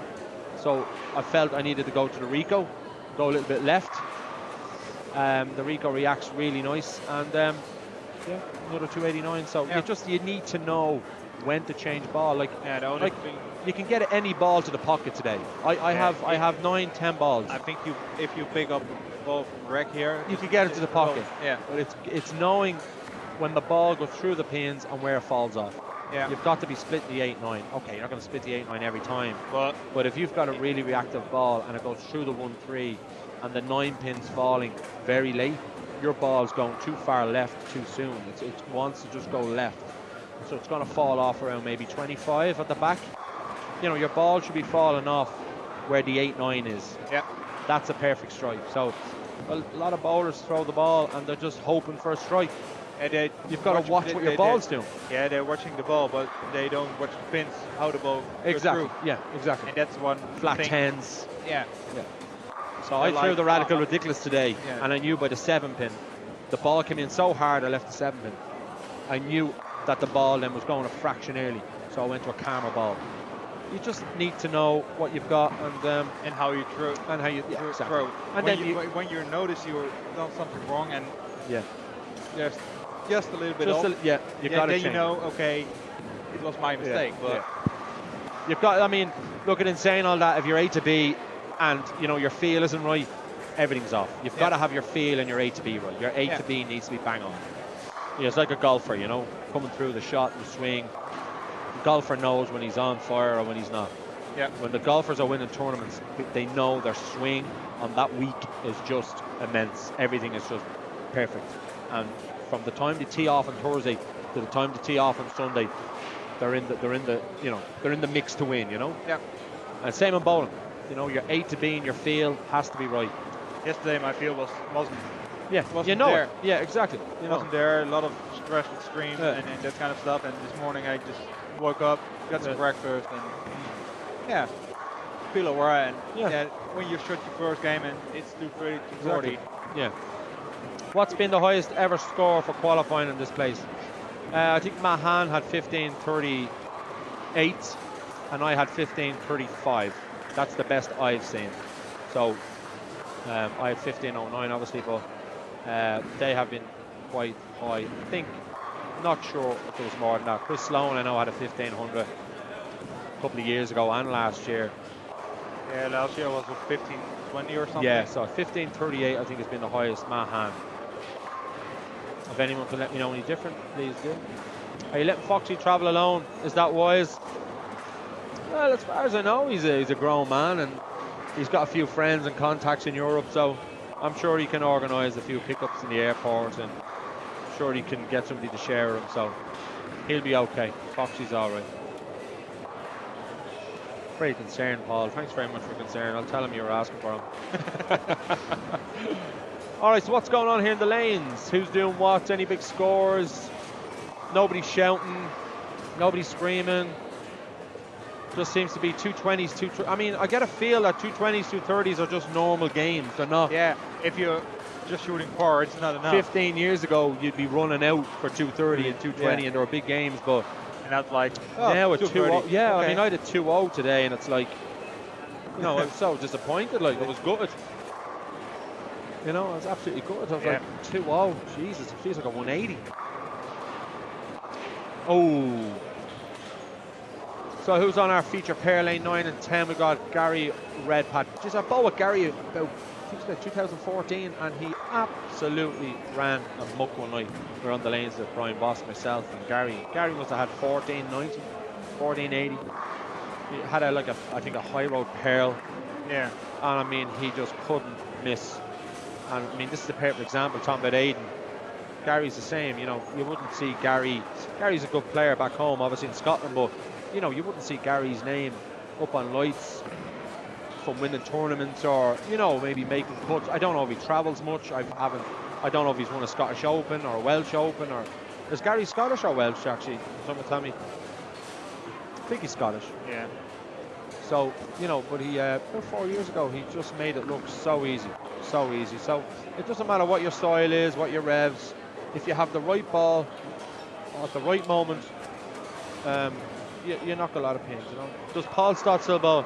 Paul does still bowl, but he's actually got an injury, a continuous injury, reoccurring injury to his arm, and he can't play too many games. So he wouldn't be able to play 6 Wednesdays, 6 Thursdays, 6. You know, he wouldn't be able to play as many games as me. I've done 4 squads. He just wouldn't be able to play the 4 squads. So Paul would have to maybe play 6, shoot a lot, and then come back in on the Sunday.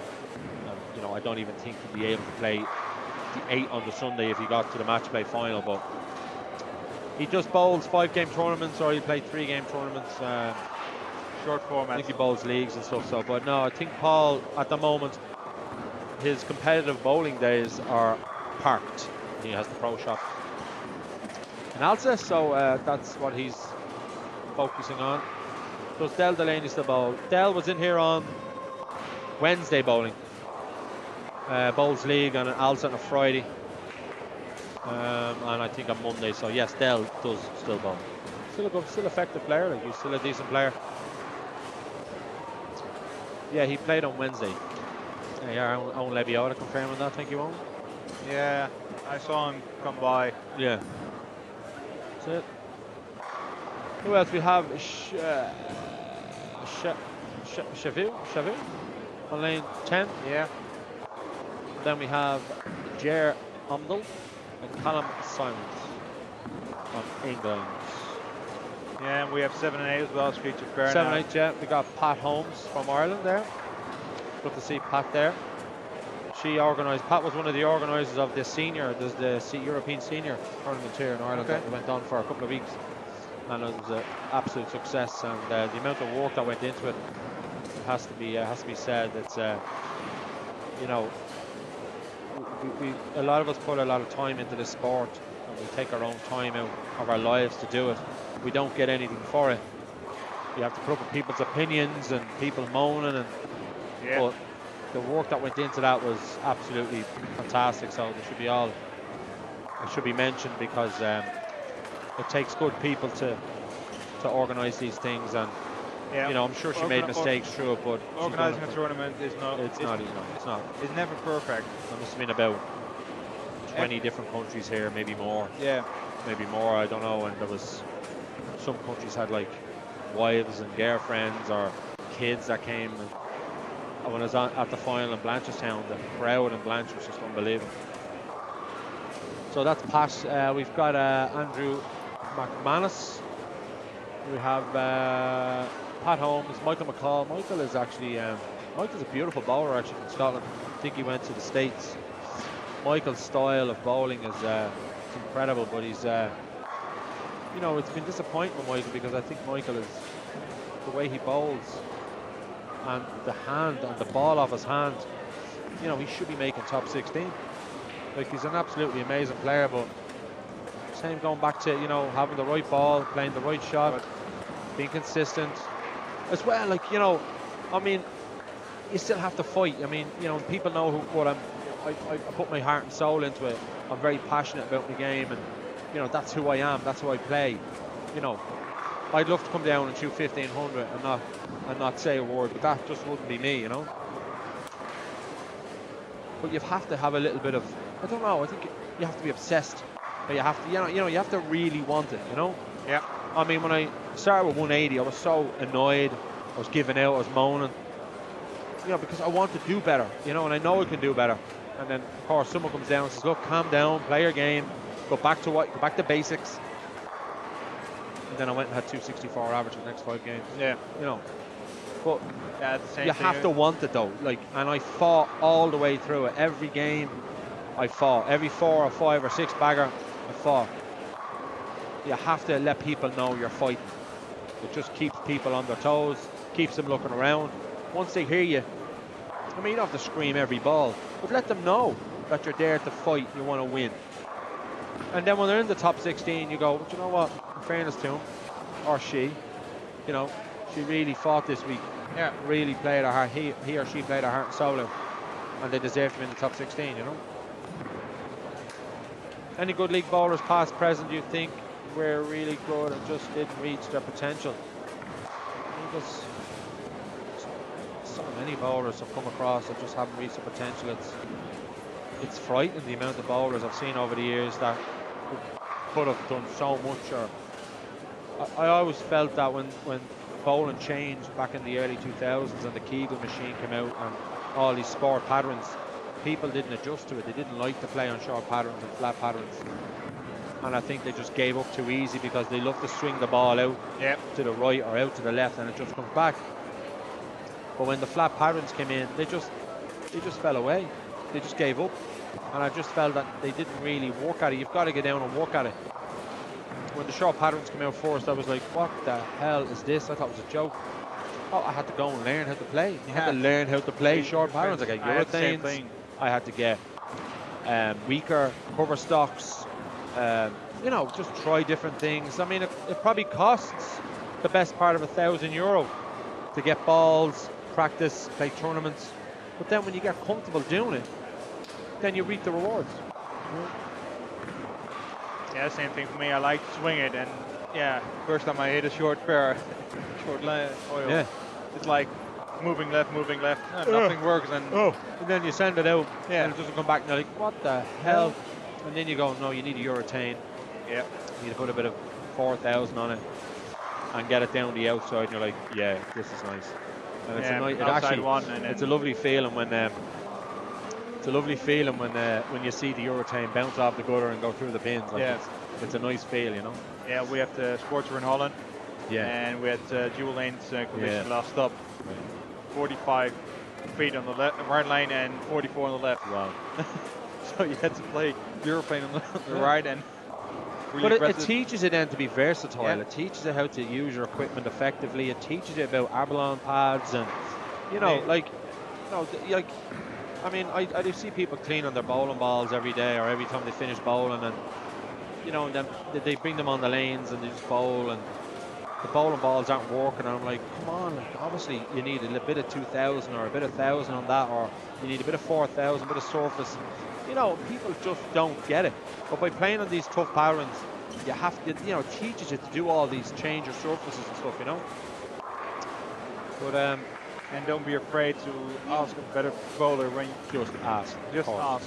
There's no harm, and everything is on the internet today. Everything, but you know, the elite bowlers, you know, I mean, that's their job, bowling. So they're not going to sit there and tell you what they're doing, and you need to go out there and figure it yourself. But they certainly will. You'll hear them talking to each other about, you know, playing on the burn, playing on the fresh, you know, having to move deep, you know, the shot breaking down. You hear the pros talking about throwing aggressive bowling balls on the outside to kind of open up the shot, so that eventually when the third or fourth came, that it opens out. So, you know, 2-to-1 ratio patterns by breaking down the shot will eventually become to 5 or 6 to 1 eventually. So you just got to be listening to what they're saying. And as well, if you watch the PBA and download the extra frame, and obviously then listen to Randy Peterson on the ESPN. Randy covers everything. You know, I mean, there's a few times I've had to stop it, rewind it back, listen to him a couple of times of what he's just said. Yeah, and describing how the lane breaks down, describing. Then they do obviously slow-mos of bowlers, and they go through exactly what's really strong about their game and what's weak about their game. They always have a lot of pros. Obviously, the more positives and negatives. The negatives, obviously, maybe when you get to the final and the lane has completely broke down. They don't re-oil them over there. They just oil them once. I think that's it. So, and then you have the 6 frames. It obviously, after 6 frames, you have going a break.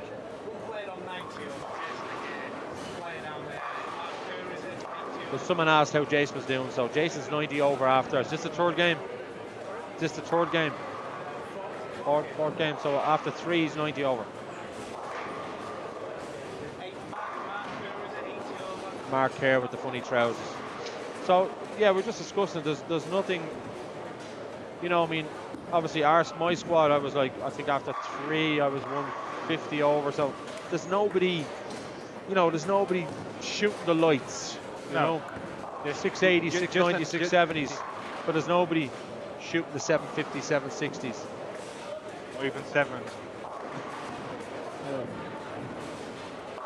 I'm surprised not to see, obviously, Chris Sloan or Daria bowl again, or Anthony Simonson bowl again. I'm surprised that they're not playing again. So it's, but to be honest, this tournament, it's so popular and it's so hard. I mean, I was asked, was I bowling tomorrow? And I am, fortunately. It's just me. I want to play. I don't want to give up my squad because I want to play. Yeah. You know, you got to be, if you're here, you got to play. Yeah, I booked my squads in June and some squads are already full. I was like, what? But the thing about this is that come December and January, people pull out. People can't come for whatever reason. So never panic. If you can't get the squads you want in June, July, people always pull out. So you'll always get a, you know, I think the last year was probably the first year people were absolutely gutted that they couldn't play again on the same day. I don't think they're allowed to play two squads. I don't think you're allowed to play 2 squads in the one on Saturday. On Saturday, yeah. Last year, I know a couple of bowlers did, but you know, it's not fair for a bowler to fly in on a Friday night and bowl 2 squads Saturday. You know, come in on the Thursday or the Wednesday like the rest of us. bowl your squads, one Thursday, one Friday. That's the way to do it, you know. Yeah. Yeah, I flew in on Wednesday evening Yeah, just to get a squats on Thursday. yeah. And sometimes bowling Wednesday, Thursday is really good because it could be 3 to a pair. Now I found that the lanes a little bit, they transitioned a little earlier, a little quicker today because there's 4 in a pair. Yeah. But with the 3 in a pair, it's definitely an opportunity to shoot a really high set. So any more questions about the Irish Open 30th anniversary? Maybe someone there that has never been here before and would love to come maybe some year. If you haven't played this tournament, it's definitely one box you have to tick. Yeah. You've got to play it. I mean, it's the same as me saying, you know, if you haven't played Romania, or you've got to play Romania at least once, or the Brunswick Open once, or now to be fair, I've never played a Ball Master. I've never played anything in Sweden and Finland. I just don't feel, for me, it just doesn't make any sense because a lot of the pros play. But if you're in your 20s or even your teens and you want to experience unbelievable bowling for the whole week and 300s and, you know, just quality shot making, you've got to play these. You know. Got to play them. You have to play them. Yeah. Right, Willie Wall. But what if those European people can't get over than one day off at a time? I don't know what you mean, but I think I know what you mean by that. It's, you know. Yeah, people will go and get a day off more than 1 day. Yeah. Then, oh well, then that's fine, but don't expect to come in and play 2 squads in one day. No. There's people here since Wednesday, Thursday that wouldn't have shot at 1380, and they would like an opportunity to play again on the Saturday. And it's only fair that the people who are, you know, who are here all week and put their names down, and, you know, it's not fair to just come off the plane, shoot 15, 20, come in on Sunday and win it. Like, Yeah. you know, at least come in on Friday morning, And bowl Friday and bowl Saturday. You know, Yeah, give yourself or play 2 on squads. Friday as well. But 4 o'clock on that's- 8 yeah. o'clock squat. And as well, a lot of bowlers tend to want to play on the Saturday because they haven't made the cut. And then someone just stroll in on Saturday, play 2 squads in a row. I don't think it's fair. That's just my opinion. I don't think it's fair. I chose to play 3 squads, but Thursday, Friday, and Saturday. Just even things out and leave some Good though, time because- between them to make some adjustments to the And the material. lanes were a little different today than yesterday. Yeah. The lanes were different yesterday than last Sunday. So it's important. That's why I'm going to play tomorrow, because the lanes could be even slicker tomorrow. It could be a lot different tomorrow. And then, as I said, when they re-oil them, if you can get through the first match on the match play, they tend to re-oil them, and they're a little. I always find them a little slicker because there's only 16 bowlers, so there's one bowler each lane. Yeah. And then you play your 2-game series, and then they re-oil them again. Then they don't oil them, and then they oil them in the final.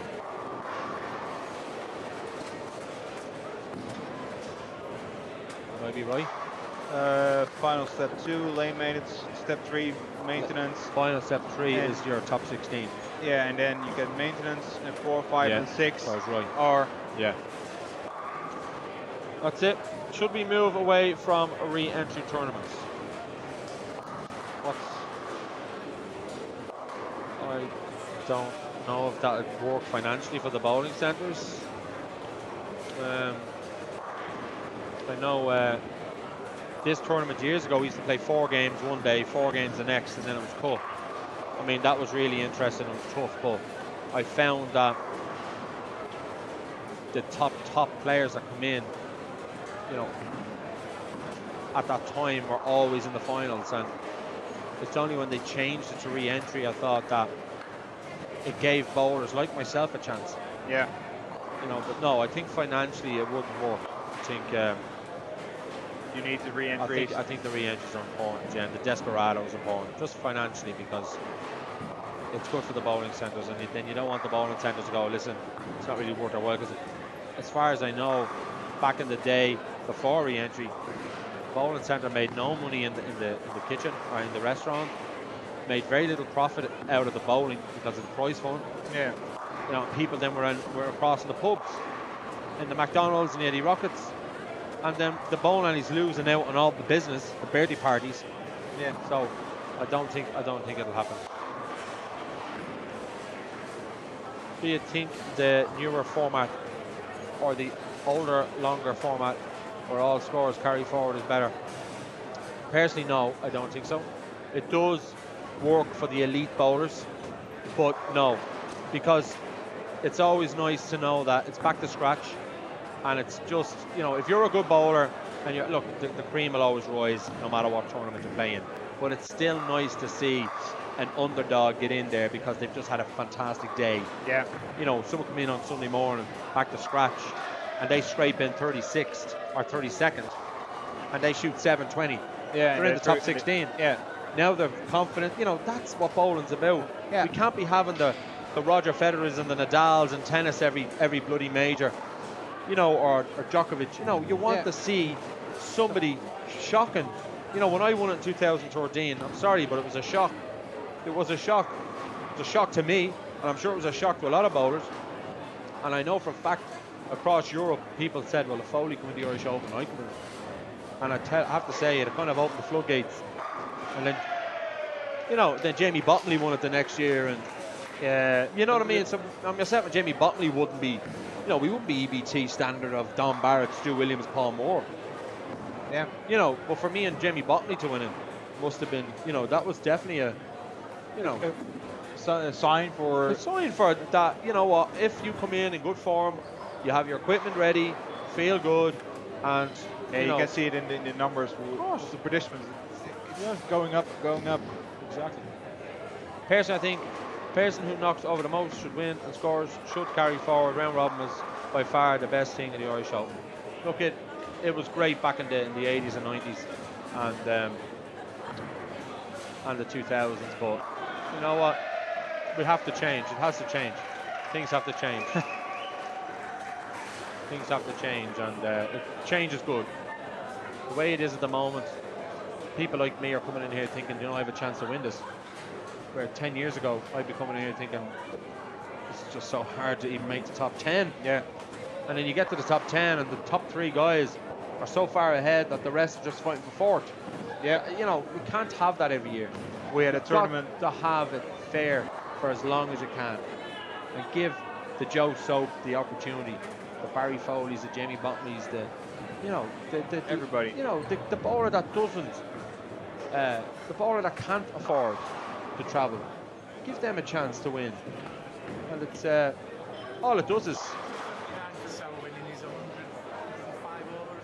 Okay, so Selwyn just had a 279, 105 over, so after 4. So that's it. It's about opinions. We're all entitled to our opinions. I think Agate deserves a beer or two for his efforts today. Well, I think he had them already, so I think he's had enough. Yeah. The bowling alley definitely didn't lose business today. Agate must have sunk 10 in there before bowling. Proper athlete. Yeah, I wouldn't I wouldn't be recommending. I wouldn't be encouraging that, but sure. Look, as I don't agree with it. You shouldn't be drinking before you bowl. No, not a tournament. Which, you know, where do it on happens. Sunday. Do it on Sunday when it's over. Yeah. You don't need to do it before bowling. Look, at the end of the day, you're only letting yourself down. Yep. That's all you do. I think Headgate needs his head examined. It's not big or clever. Okay. Athletes, it's a joke to our sport. It is a joke to our sport. But look, I mean, we're not the only sport that have problems. I mean, we know the athletics have had problems the last year or two. Yeah. We know tennis players have had problems. We know snooker players have gambling problems. We know footballers, match fixing. It's in every sport, you know. But we need to make our sport better. And it's very simple. If you're in the bowling centre and you are due to bowl, if you're seen with alcohol, you should be eliminated from the tournament. Yeah. You should be taken out of the tournament. And just a couple of years ago, the bowling was not selling beers, and now they do since last year. So that's encouraging people to drink before the squad. That's it.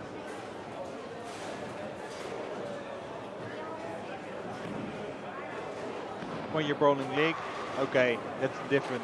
But League is fine, but in tournaments, you know, and let's have a little bit of professionalism.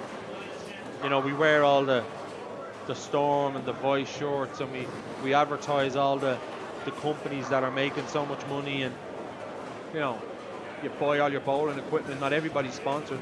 You spend thousands a year on equipment. Why do you just want to go and get pissed drunk? yeah, and then bowl. And then come in and bowl and make a mockery of it, you know? You're only letting yourself down. You're not letting the sport down, you're letting yourself down. But then, you know, when you look at the top 32 or top 16 and you ask yourself why I didn't make it, maybe that's why. Yep.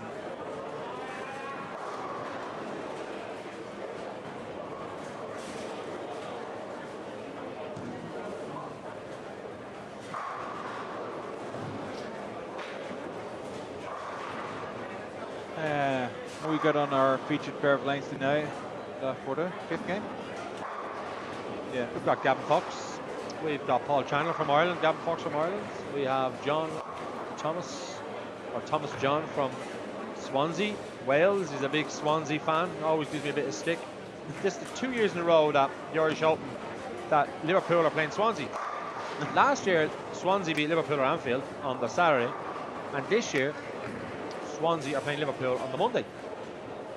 So I don't know what it is with Liverpool and Swansea in January, but and Liverpool played Swansea at Anfield just after Christmas.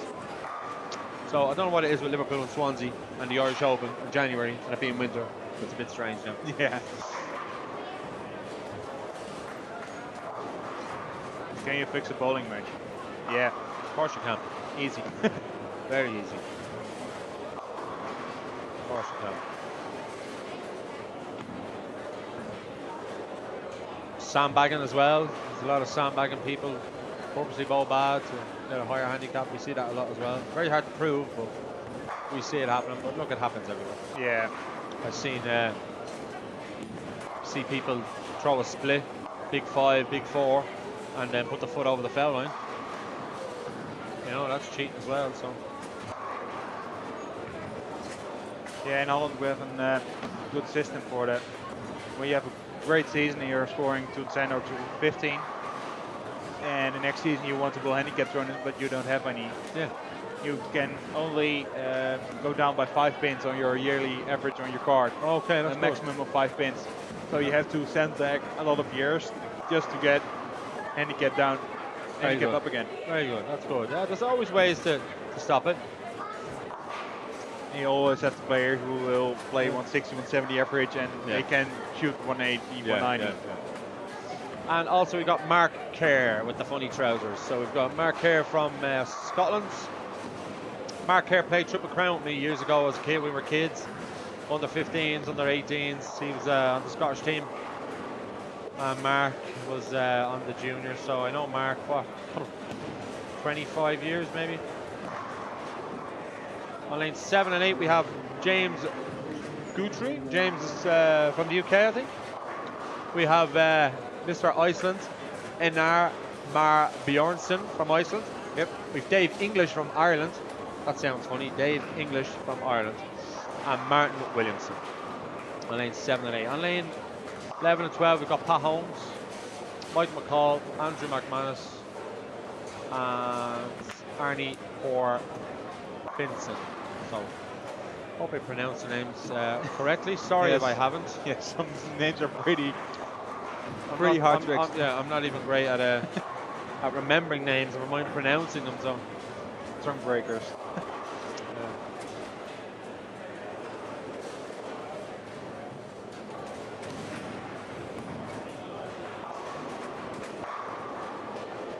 well, Robert, we wouldn't be encouraging you to throw big splits and foul. I don't think you'd be seeing, so don't do it. It's not Dave English or Dave's English. It's Dave English. Doesn't like to be called David or Davey. If you do that, he'll probably be smuggling. It's Dave English. Dave has bowled on Team Ireland for a few years. He's represented Ireland in the World Cup. He's gone away and coached the World Cup. So he started bowling, I think, when he was like 29 or something. So He's really passionate, really loves it. He had an injury for a few years, but he's back now. Gavin Fox, 7-pin. Gavin's around the ball a little bit more than usual, but by coming around the ball a bit more, it's going to skid longer in the mid lane where the oil is heavier. And he's going to leave a lot of 7s. Gavin can stay behind the ball a little bit more. Get the ball just rolling a fraction early. Might just carry that 7, but that's a turkey for Mr. Einar Mar Bjornsson. Einar was representing Iceland at the World Cup in Mexico this year, or last year. And he was actually in the room next to me. And yeah, a couple of stories there. He's a funny guy. Yeah. He decided to walk to the hotel. And when he got there, he realized it was the wrong hotel. So then he decided to walk again and found another hotel, which was the Holiday Inn, but it was the wrong one again.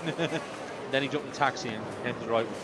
But I think he walked up like 15 kilometers or something. So it was a bit of fun, actually. A lot of Icelanders came over last year, and then they were telling me after Friday they will be back this year. They love it here. They're great guys. And very complimentary. They've invited me to Iceland in 2 weeks for a tournament, but obviously I can't go. Other commitments, but yeah, that's a bit of passion there on lanes 7 and 8. I think we're a little bit we're a little bit ahead of the screen. So you'll just see Einar getting up now on lane 7 on your screens. He does 4-bagger, but this is what it's about. A little bit of passion, a little bit of fighting spirit. And just watch his reaction. And there you go. Yeah, that's the life. That's what they see. Yeah. So we're a little bit ahead. Yeah. Sorry guys. So we're trying. Just 1.5 minutes or something. Yeah. So we'll try and keep you updated anyway as best we can. Gavin Fox. Same again. Pull it in. He doesn't trust it enough. Helps it, thugs it. Then obviously when you try and help the ball, you end up chicken winging it. Yep. And by chicken winging it, then you're going to send the ball out too far right or too far left, depending if you're right or left hander. Gavin needs to learn how to trust the ball. Just wait on the ball. That's one of the biggest things that Coach Mario Joseph always said to me. Is that one thing that bowlers don't do is they don't wait on the ball. You've got to wait on the ball. Waiting on the ball now will give you consistent release. You'll hit the same target, same area, and you'll have the same ball speed. Just wait on the ball. A lot of bowlers just try and hit it a fraction early because they're a bit nervous, or Gavin has just a bit of an issue on waiting on the ball. Now, in fairness to him, he's had some wrist injuries, and I know he had a leg injury there during the week, so he's had a few injuries lately, Gavin. So, but in fairness, when Gavin's on his game, I've seen him shoot some big numbers. In fairness to him, Gavin bowled. He gave up for 18 years. So it was always going to be hard when you give up for 18 years. Oh, he came back in 2013 or 14. He gave up in the late 90s. And when he came back, it was like, what the hell is going on here? What is this pattern? Dave English, 3. Was that a double? Yes, double for Dave.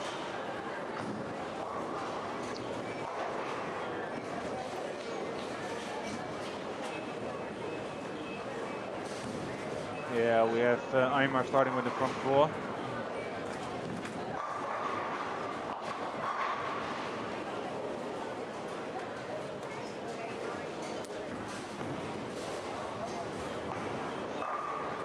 Just still going on by drinking and. Who's that?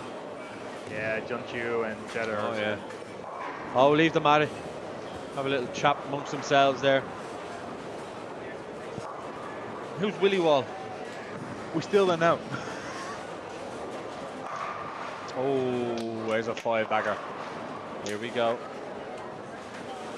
See Norman's Dacius there in lane 6. Just to your left. From Latvia, bowls in Alsa and bowls here in league as well. Loves bowling, Very passionate about the sport. Great to see. I can't get over the ball off Michael's hand. It's just unreal. Gavin's changed ball. A lot more smoother, a lot more relaxed, and he went a little bit more left on the lane. Let the ball do the work, and that's what he's got to do. He's got to learn how to read those lanes a little quicker. Gavin sometimes can change balls too quick.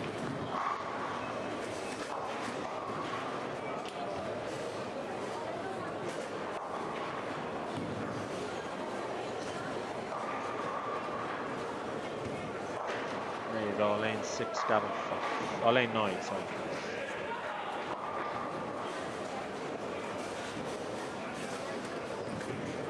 Paul Chandler.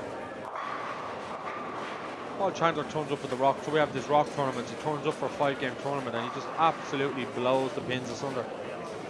But then I get him in these tournaments and he just never produces it, you know. Some of the bowlers, they just shoot millions of these little jump, and then the bigger tournaments come along and they just, yeah, I don't know what Paul is on at the moment, but Paul's a really quiet bowler. If Paul went 300, 300, 300, you wouldn't hear him. Yeah. You know, that's the thing. Yeah, Tony Soprano is on lane 7 and 8. James, is it? Yeah. And can he get the 6-bagger? He can. He can at 6 in a row. My buddy from Iceland, he is well pumped up. Look, comes his mate, his teammate, to give him 5. He's loving it. He's loving it. Look at him. He's in the zone. He's loving it. Yeah. So on your screens, lane 7. We need a 300. We need a 300 game. It's been quiet here. Oh, Dave English. Nothing it out. So James is Turkey, spare, strike. Anar is front 6. Dave English open, spare 4-bagger.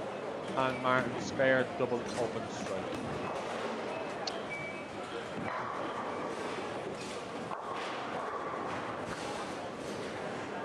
See Dave, flush.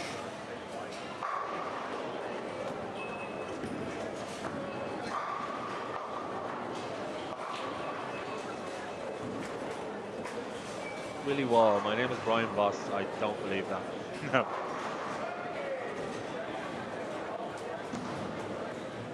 Here we go. It's 7. He didn't like the shot, but It's 7 for Iceland.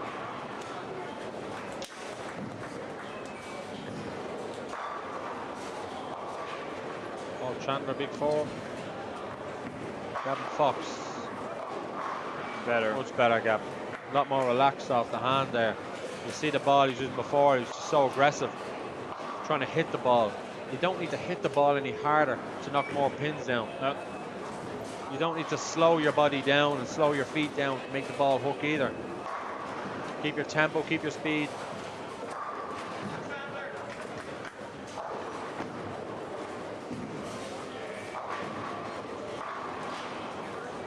I think I heard Pete Weber saying before that if he feels his fingers in the finger hole of the grips, then he's throwing it wrong. It just falls off his hand. Yeah. Well, he says it must be true.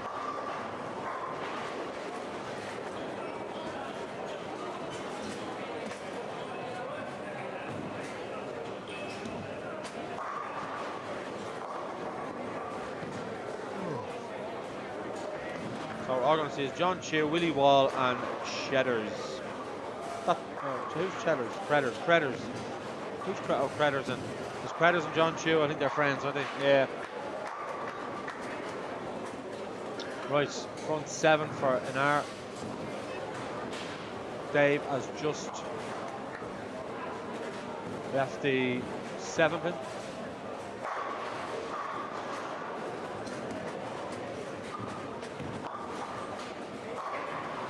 Oh, nice.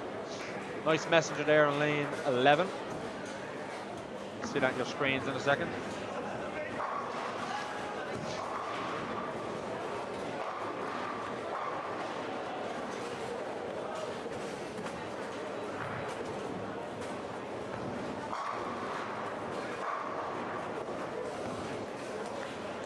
save.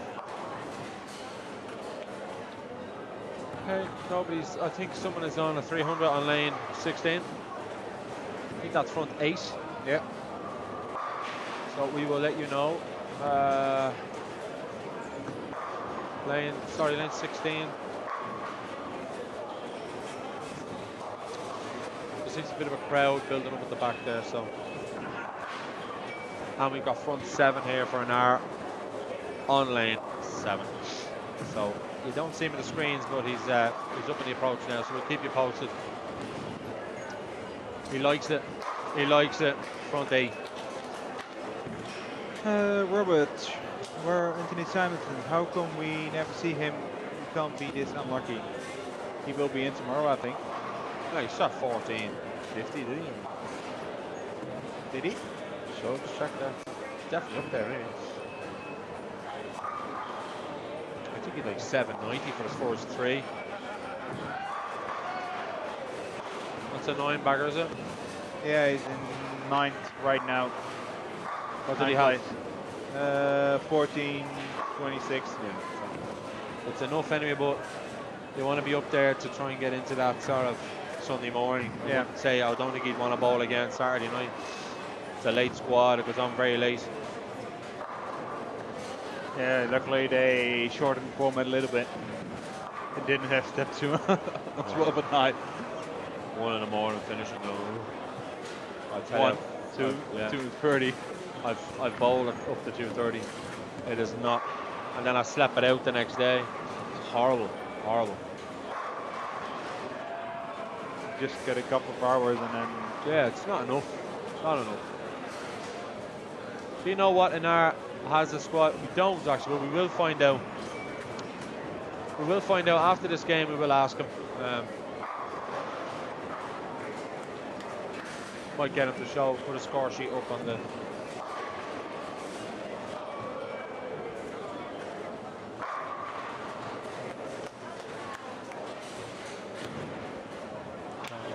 Paul Chandler, 6-2, 6-2, 6-1.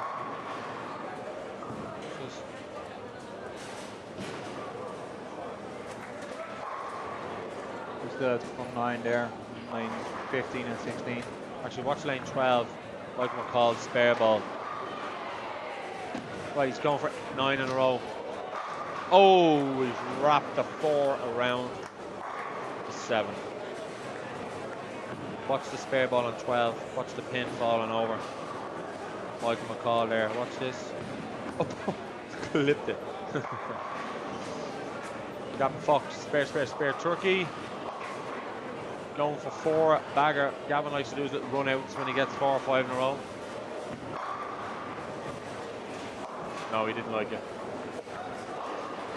Didn't like it. A-gate is that's 4 bagger. Front 9 down on lane 15 and 16, so we'll keep you posted. Anar has gone 8 in a row, spare. Yeah, he's stepping up now.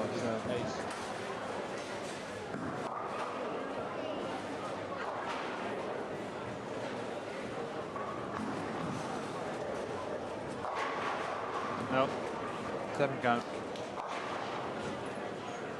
So that 300 won't be happening.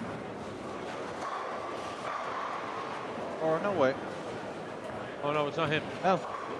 Okay. We stand up now.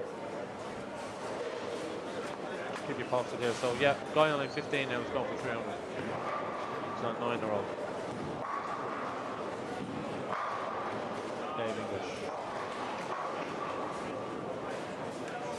Strike for Dave.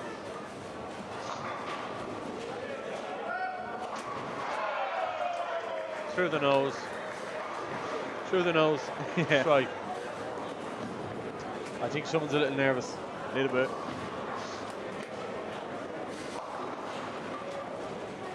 Yeah, I have 300 now and still get nervous on the 12 shot, but Yeah.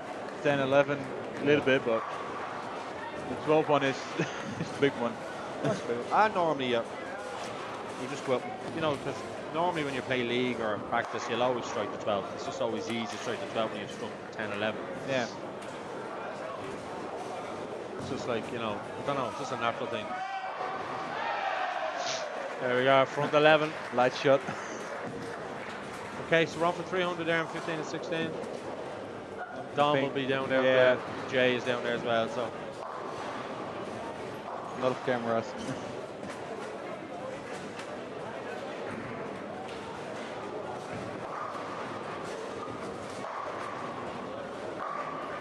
Oh, nice messenger on lane 11. Wait to see the messenger on lane 11. Okay, for 300.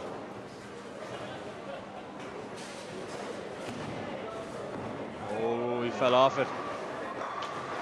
I got it. There's that 300. Number 7. I predicted 10.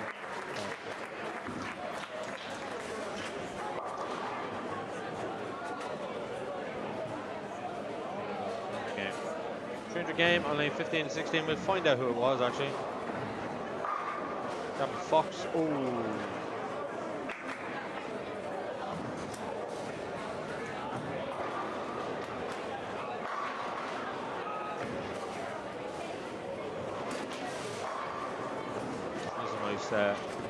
Nice 8-pin for Gavin Fox.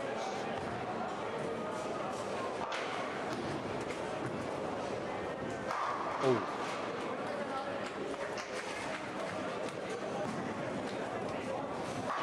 I've never seen the guy before. Do you know his name? Yeah. Don, what's his name? Jean-Pierre Pagnor. From where?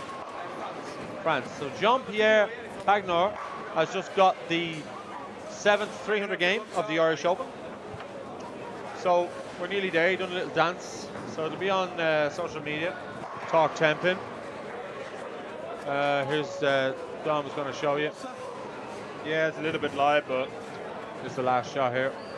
Done a little dance. Watch the little dance here. Wow. Huh? A bit of Flatley there. Bit of Stavros and Flatley, is that what you call it?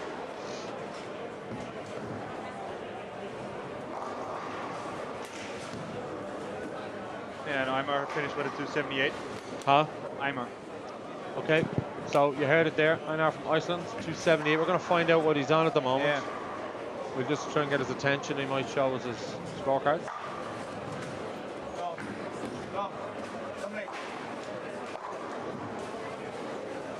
Seeing your screens now. Just get a score sheet. Yeah, thanks. So, that's it. Right. Score sheet's coming. Here we go. We've got, so from Iceland, geez, he's on a really good set actually. He's 26, is that 4? Yeah. 26, he's got 50, he's got 82, so he's about 160 at the moment. Yeah. 160. The 220 more and he's in. Yeah, that's it.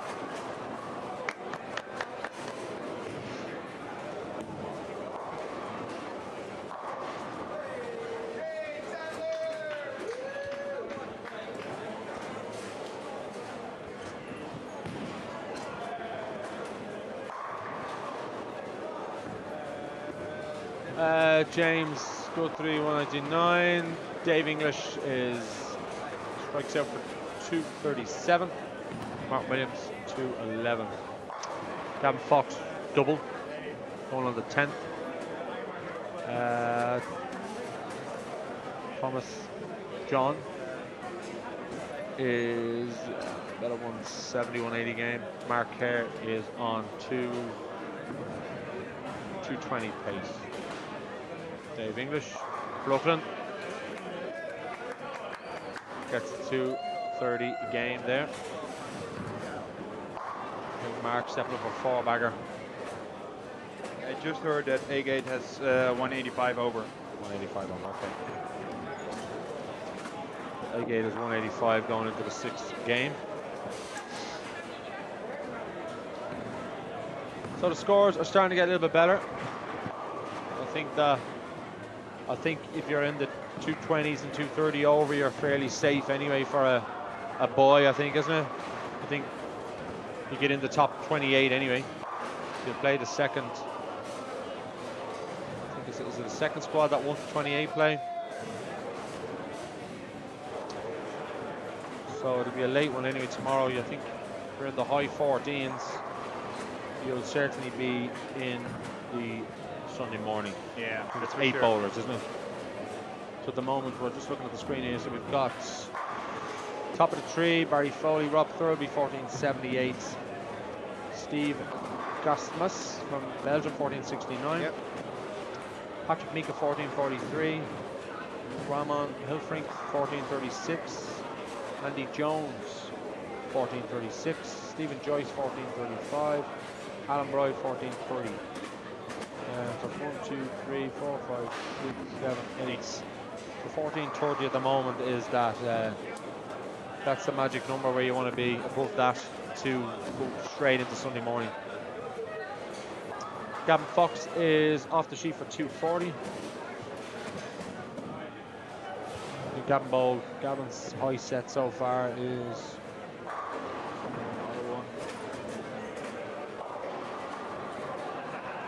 13-18. 13-18. So I think by the looks of him, he's beating it anyway. I think he's a little bit better today. We'll ask Gavin for score sheet now in a minute and see what he's doing.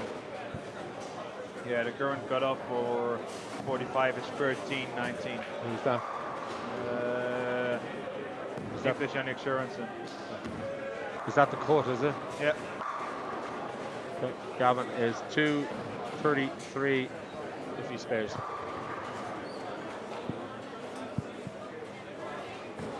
So A-gate 185. He's chasing.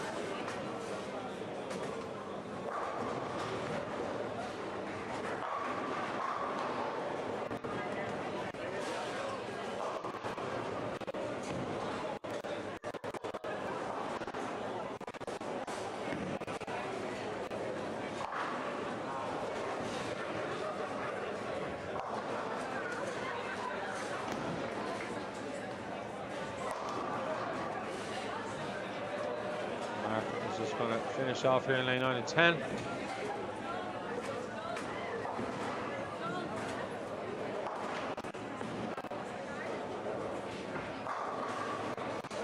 With a spare. We'll try to get Gavin Fox out, see what he's doing. Get a score sheet there, see how he's playing.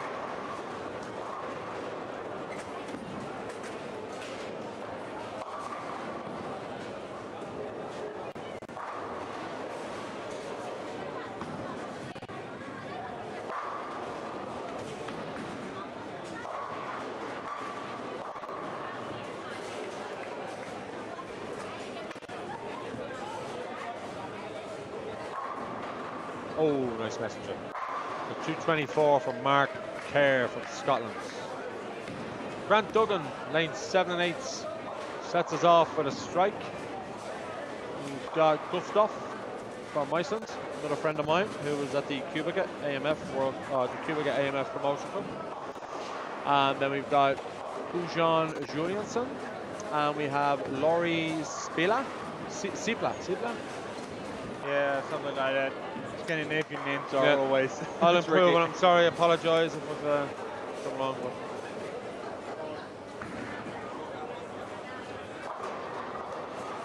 look at the score sheet. See your score sheet just to see how you're doing. So we're going to see how Gavin's doing at the moment, see if he's been that good. So Gavin Fox at the moment is 199, 205, 196, so he's about par there. 242, 233, so he's back to about 70 over, so he's about 70 over there. He needs a big game. He needs a last big game, yeah, so. Thanks, Gavin. Yeah, so that's Gavin, 70 plus.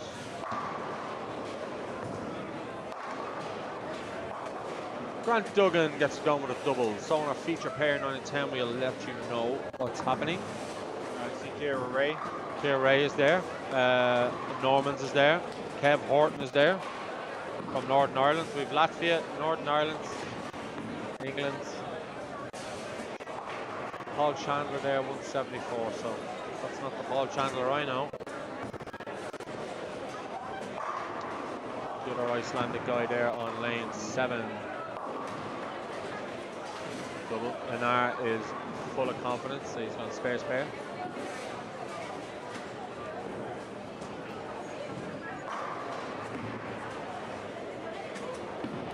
Big backswing there. Stockton. Oh, he likes it. Gets the double. So 3 doubles, is it? On lane 7 and 8, all on doubles. There we go. 8 strikes in a row. Messenger there for A-gate on 5 and 6.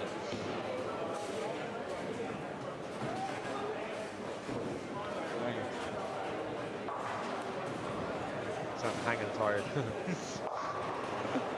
Nearly there. We have Stefan Klassen.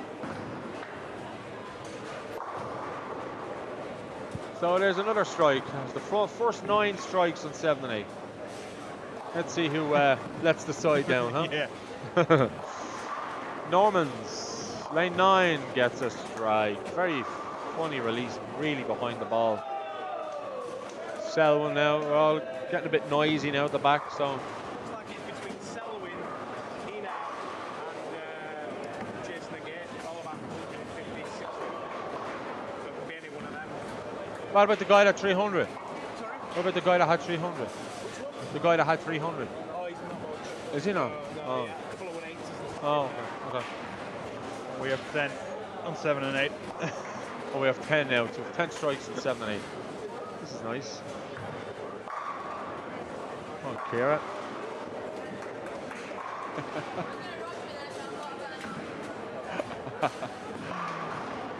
Oh, he's let the side down. He's let the side. All right. How you bowling? Yeah. Kira's just letting us know how she's bowling. Kira was actually second last year in the Irish Open, runner-up last year. So Kira Ray with 8 pins a game is it's a lot. hard. It's a lot. It's a lot to yeah. She's got game. She's got game. She can play. So there is the flush 9 on lane 8, as you can see there. A-gate there, left 9 after double. Kev Horton, 8 spare on lane 10. I even said it before he got it, so confident I was. Dave English, lane 11 and 12, start off an open. No. Some weird spares, Dave. Yeah, really weird. Davis just after 3, 6, 9, 7. 3, 6, 7, 9, 10. Yeah.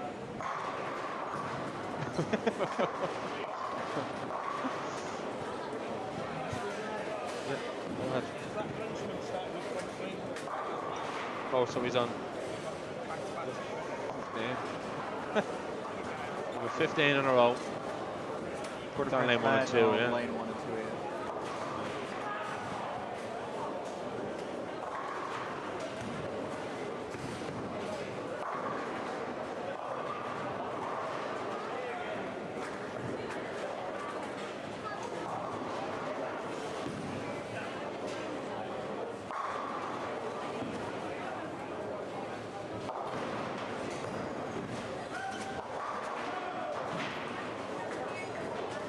There's a 4-bagger.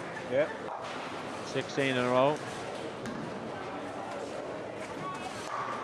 Yeah, when you're shooting back to back, you're back in business. Yeah, for sure. Here a double. If anyone could have a 300 now, she would. She's locked in there. Gavin Fox starts off with a double.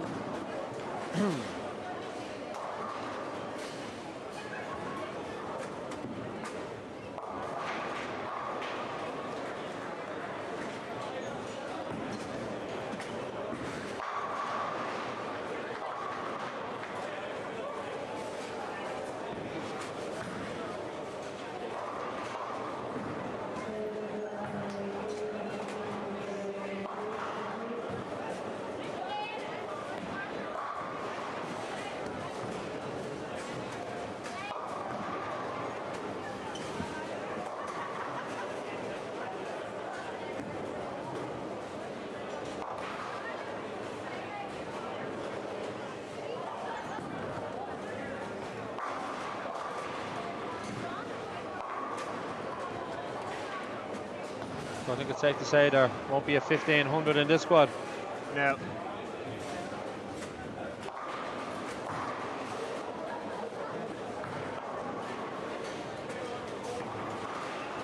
I think there will be 1 or 2 tomorrow. Yeah, I think so. Yeah, I think so. I'd be surprised if there's. Not. You know. Oh, that's it. Nah, keep going. Spare double. He's really pumped up now. Looking for that 200 over. Yep. Oh, that ball hooked early.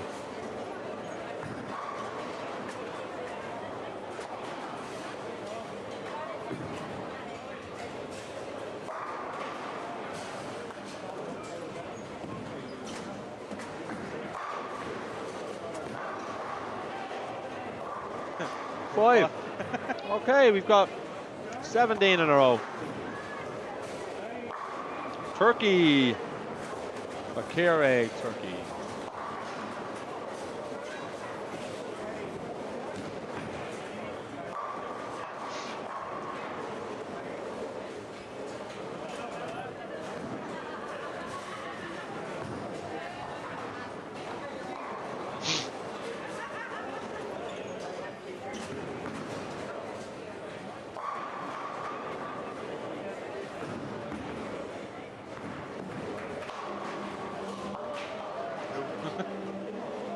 Back to the head and only leave 6 spin. Good mix.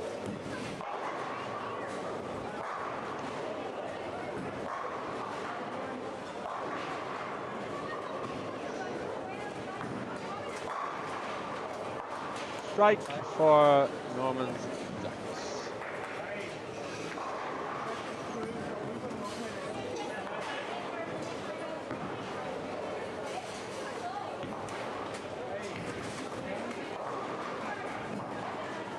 Selwyn said he never broke 1400 in a tournament. So he said it last night. Or was it 13? I think he said he never broke 1400. I don't know. Bit wide for Kira. Comes back. Yeah, beautiful ball. 4-bagger.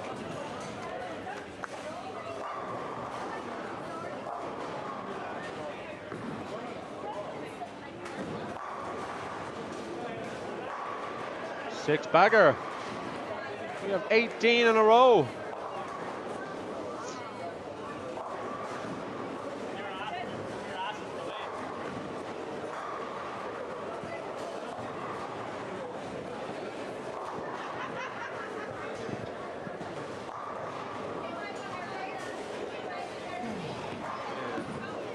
It's been a long day. Yes. So tired. Falling at 8 though. I'm on at 12, so some sleep in the morning. Yeah, same for me.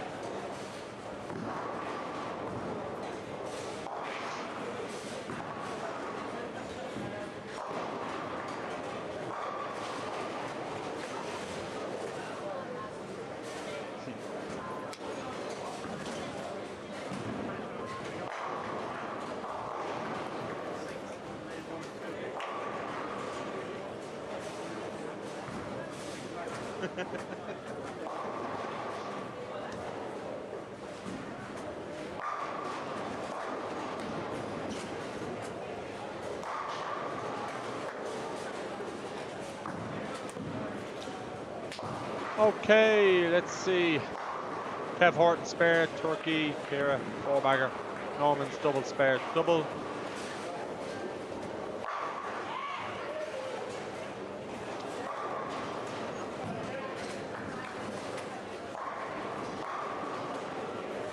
Dave English, open strike, open strike. Gavin Fox, 4-bagger for Gavin.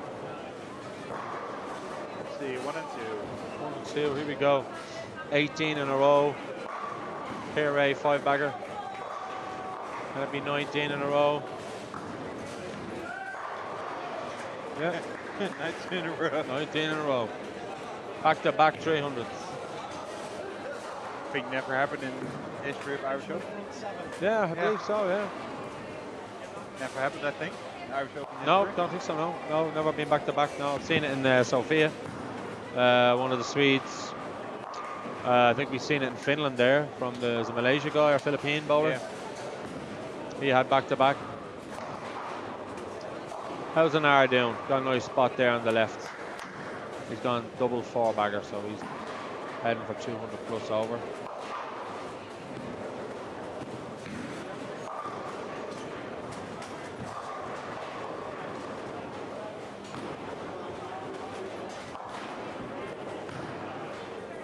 Normans can get the turkey, and he can.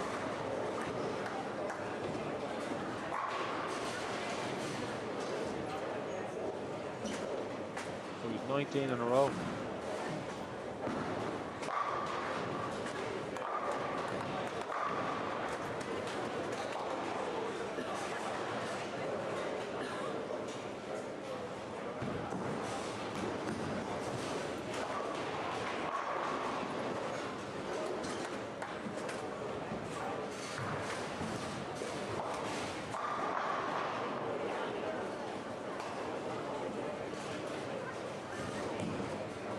Getting some things ready for tomorrow. Huh? Getting things ready for tomorrow. Yeah. Kira, no, 5 in a row, 6-10. She's just not herself today. Definitely 1400 Kira, that's for sure. She plays again. Well capable of 14 plus.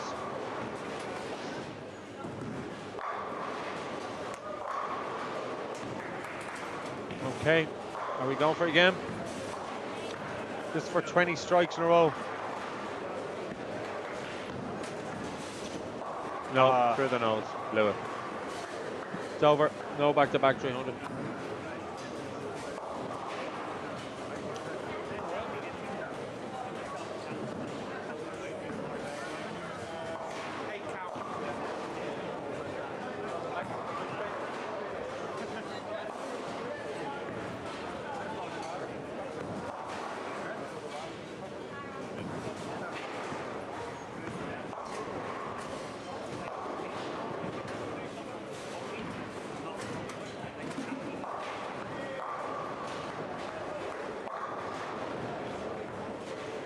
All it's been is these two having a laugh all night.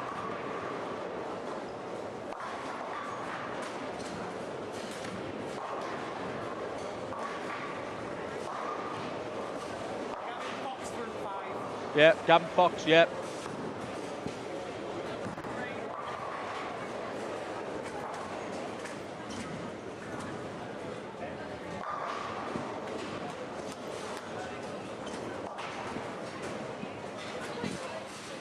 What?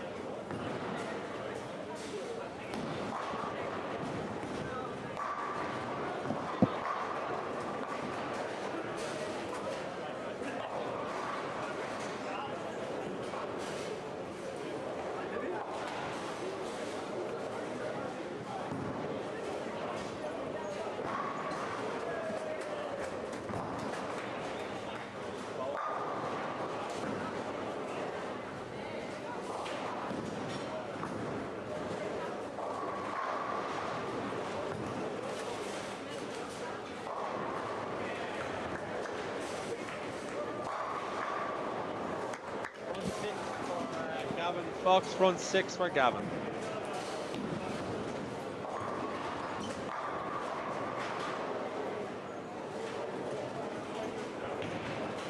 Can you hear me there okay, yeah?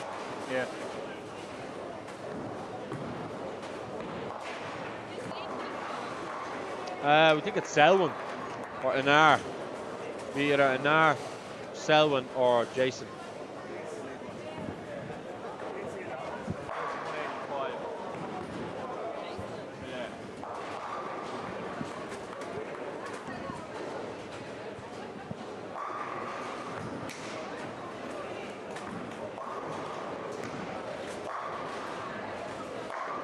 Yes.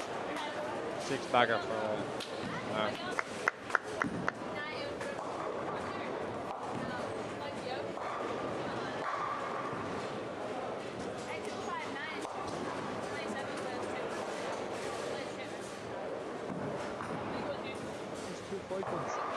Mexico. Walking all the way to the hotel. Yeah.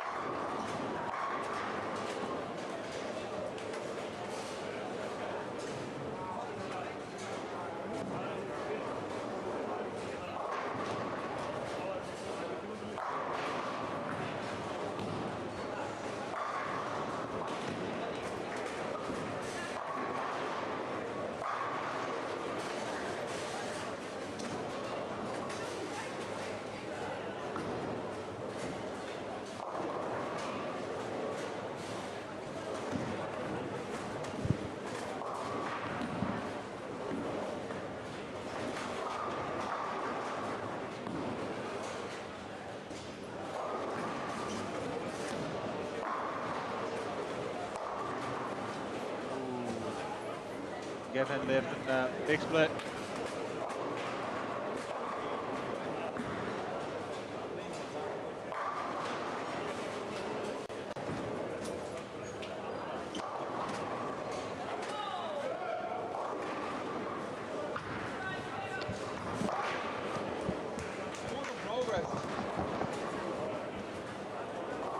Ooh, Gavin left a big split, but he picked it up. He picked it up. So Gavin left big split there and picked it up, so he's 6 in a row split spare.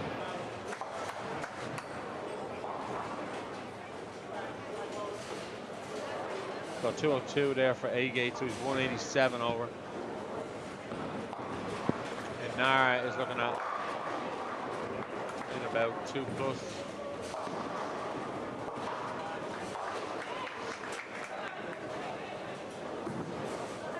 Kev Horton at 6 in a row.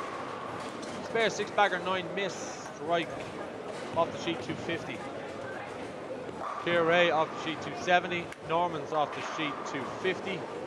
Stefan off the sheet 211. Some high scores going in the last game, as you would expect.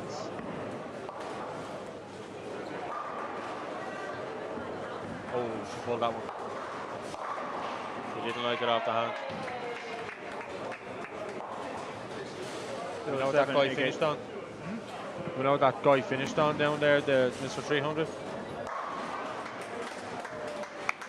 And another strike. So 255. What did we say an hour was? What did we say an hour from Iceland was after 5? Plus 160 or something. 170. Yeah. 250. So he's going to be plus 220. Yeah. So he's going to win the. He's going to win the squad.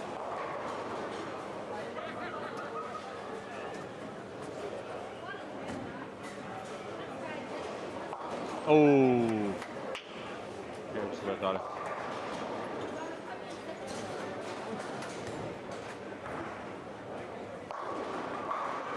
Gavin Fox going to finish on 270 with a bit of luck. Okay, folks, I'm going to leave you in the capable hands. The man next to me. Yeah, Don will be soon back for be back here. interview. So thanks very much, yeah. and thanks for having me. And sure, look at onwards and upwards. Yeah, see you tomorrow. See you. Thank you. Good night. Bye.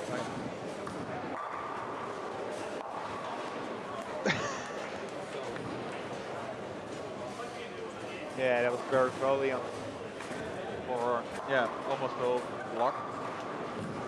Yeah, we're finishing up now for the last squad of the day. Yeah, Dominic is already counting who is the squad winner. He will be here in a couple of minutes, but one who wins the squad and get an interview with him. So we will see what's happening.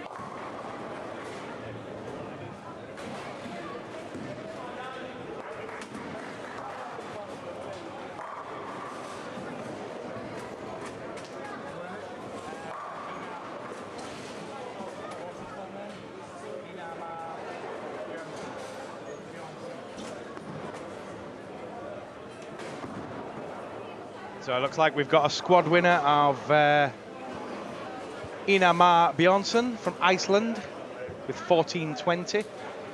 We're just going to get Einar up in a moment onto the live stream for the interview. Thanks for watching today. Hope you've enjoyed the day's play. We'll be back again in the morning at 8 AM as we get to the business end of the tournament, last few squads, and then the Desperado, and we'll get into the final rounds. I'm just waiting for Einar to come up then, and we'll do a quick interview with him on the virtual studio.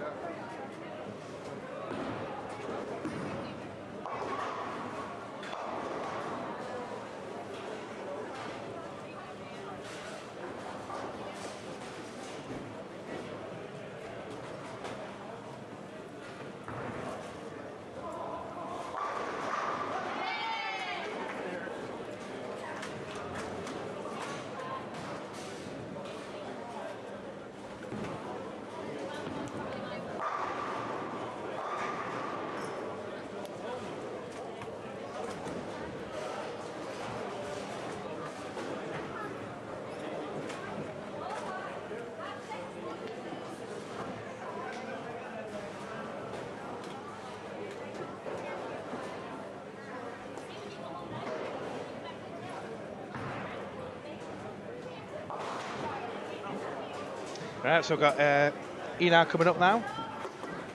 Just squeeze you out the way, please, sir.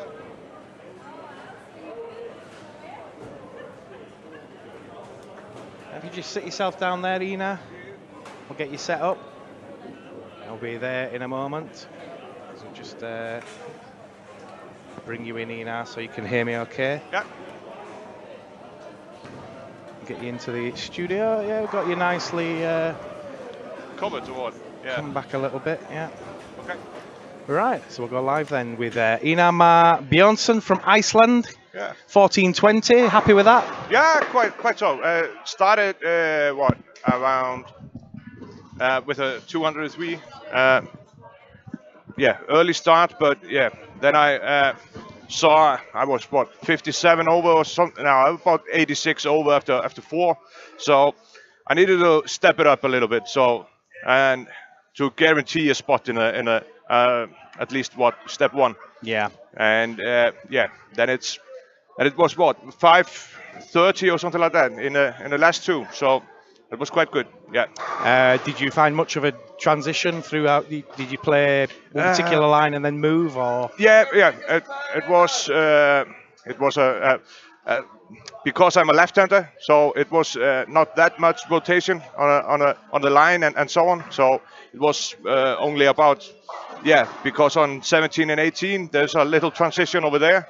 So 18 it turns a little bit more than on other lanes. So that was the most difference that I made, and it was only about 5 to the right. Yeah. So. Did you change balls much? No, I use a urethane only. So All the way through? Yeah, all the way through. So it was black. Pitch black. Pitch black, and then I used pitch blue on the 18. Ah, cool. So yeah. Yeah, that you should be safely in with 14:20 now. Yeah. Are you going to play another block tomorrow? Or? Yeah, I will do so. Yeah. I want a little bit more. Yeah, you love bowling. Yeah, I love it. I love it. You're here for the bowling, not the drinking. Yeah. No, but you have a good Guinness. Yeah, true. Your first trip to Ireland, or? No, it's the second one. Second one. Yeah. Came here also last year. Then I made to the step 1 final. Yeah. With it was about 13:30 or something like that. So so it's a little bit improvement from last year, about 90 pins. So yeah, and we hope it will get a little bit more tomorrow. How long have you been bowling now? It's about since I only started about 17. 17. Yeah. And what are you now? I'm 36. Right. So it's about 20 years. About 20 years. Yeah. But yeah, I was always in soccer and handball. You don't know handball. What No. that is? No. Then you throw a ball like that in a handball. goal. Yeah. We don't have it in England much. No. I know that. how many bowling centres have you got in Iceland? One. Just the one? Yeah, it's then we have a half an hour drive from Reykjavik, the capital. Then we have a 3-lane center. Ah, right. Yeah. So it's nice to go there just to bowl somewhere different. Yeah. So then we have a 24-lane center in Reykjavik. Right. Well, congratulations. We're going to see you in the step ladder finals now at some point. Yeah. Just how well you do is up to you. Yeah. But well bowled, and we'll see you soon. Thank you. Thank you very much. Okay. Cheers, boss. Cheers, mate. Right, so that concludes the squad for the day. Thanks for watching. We'll be back at 8 o'clock in the morning for the next squad. So we'll see you soon. Thanks again, and goodbye.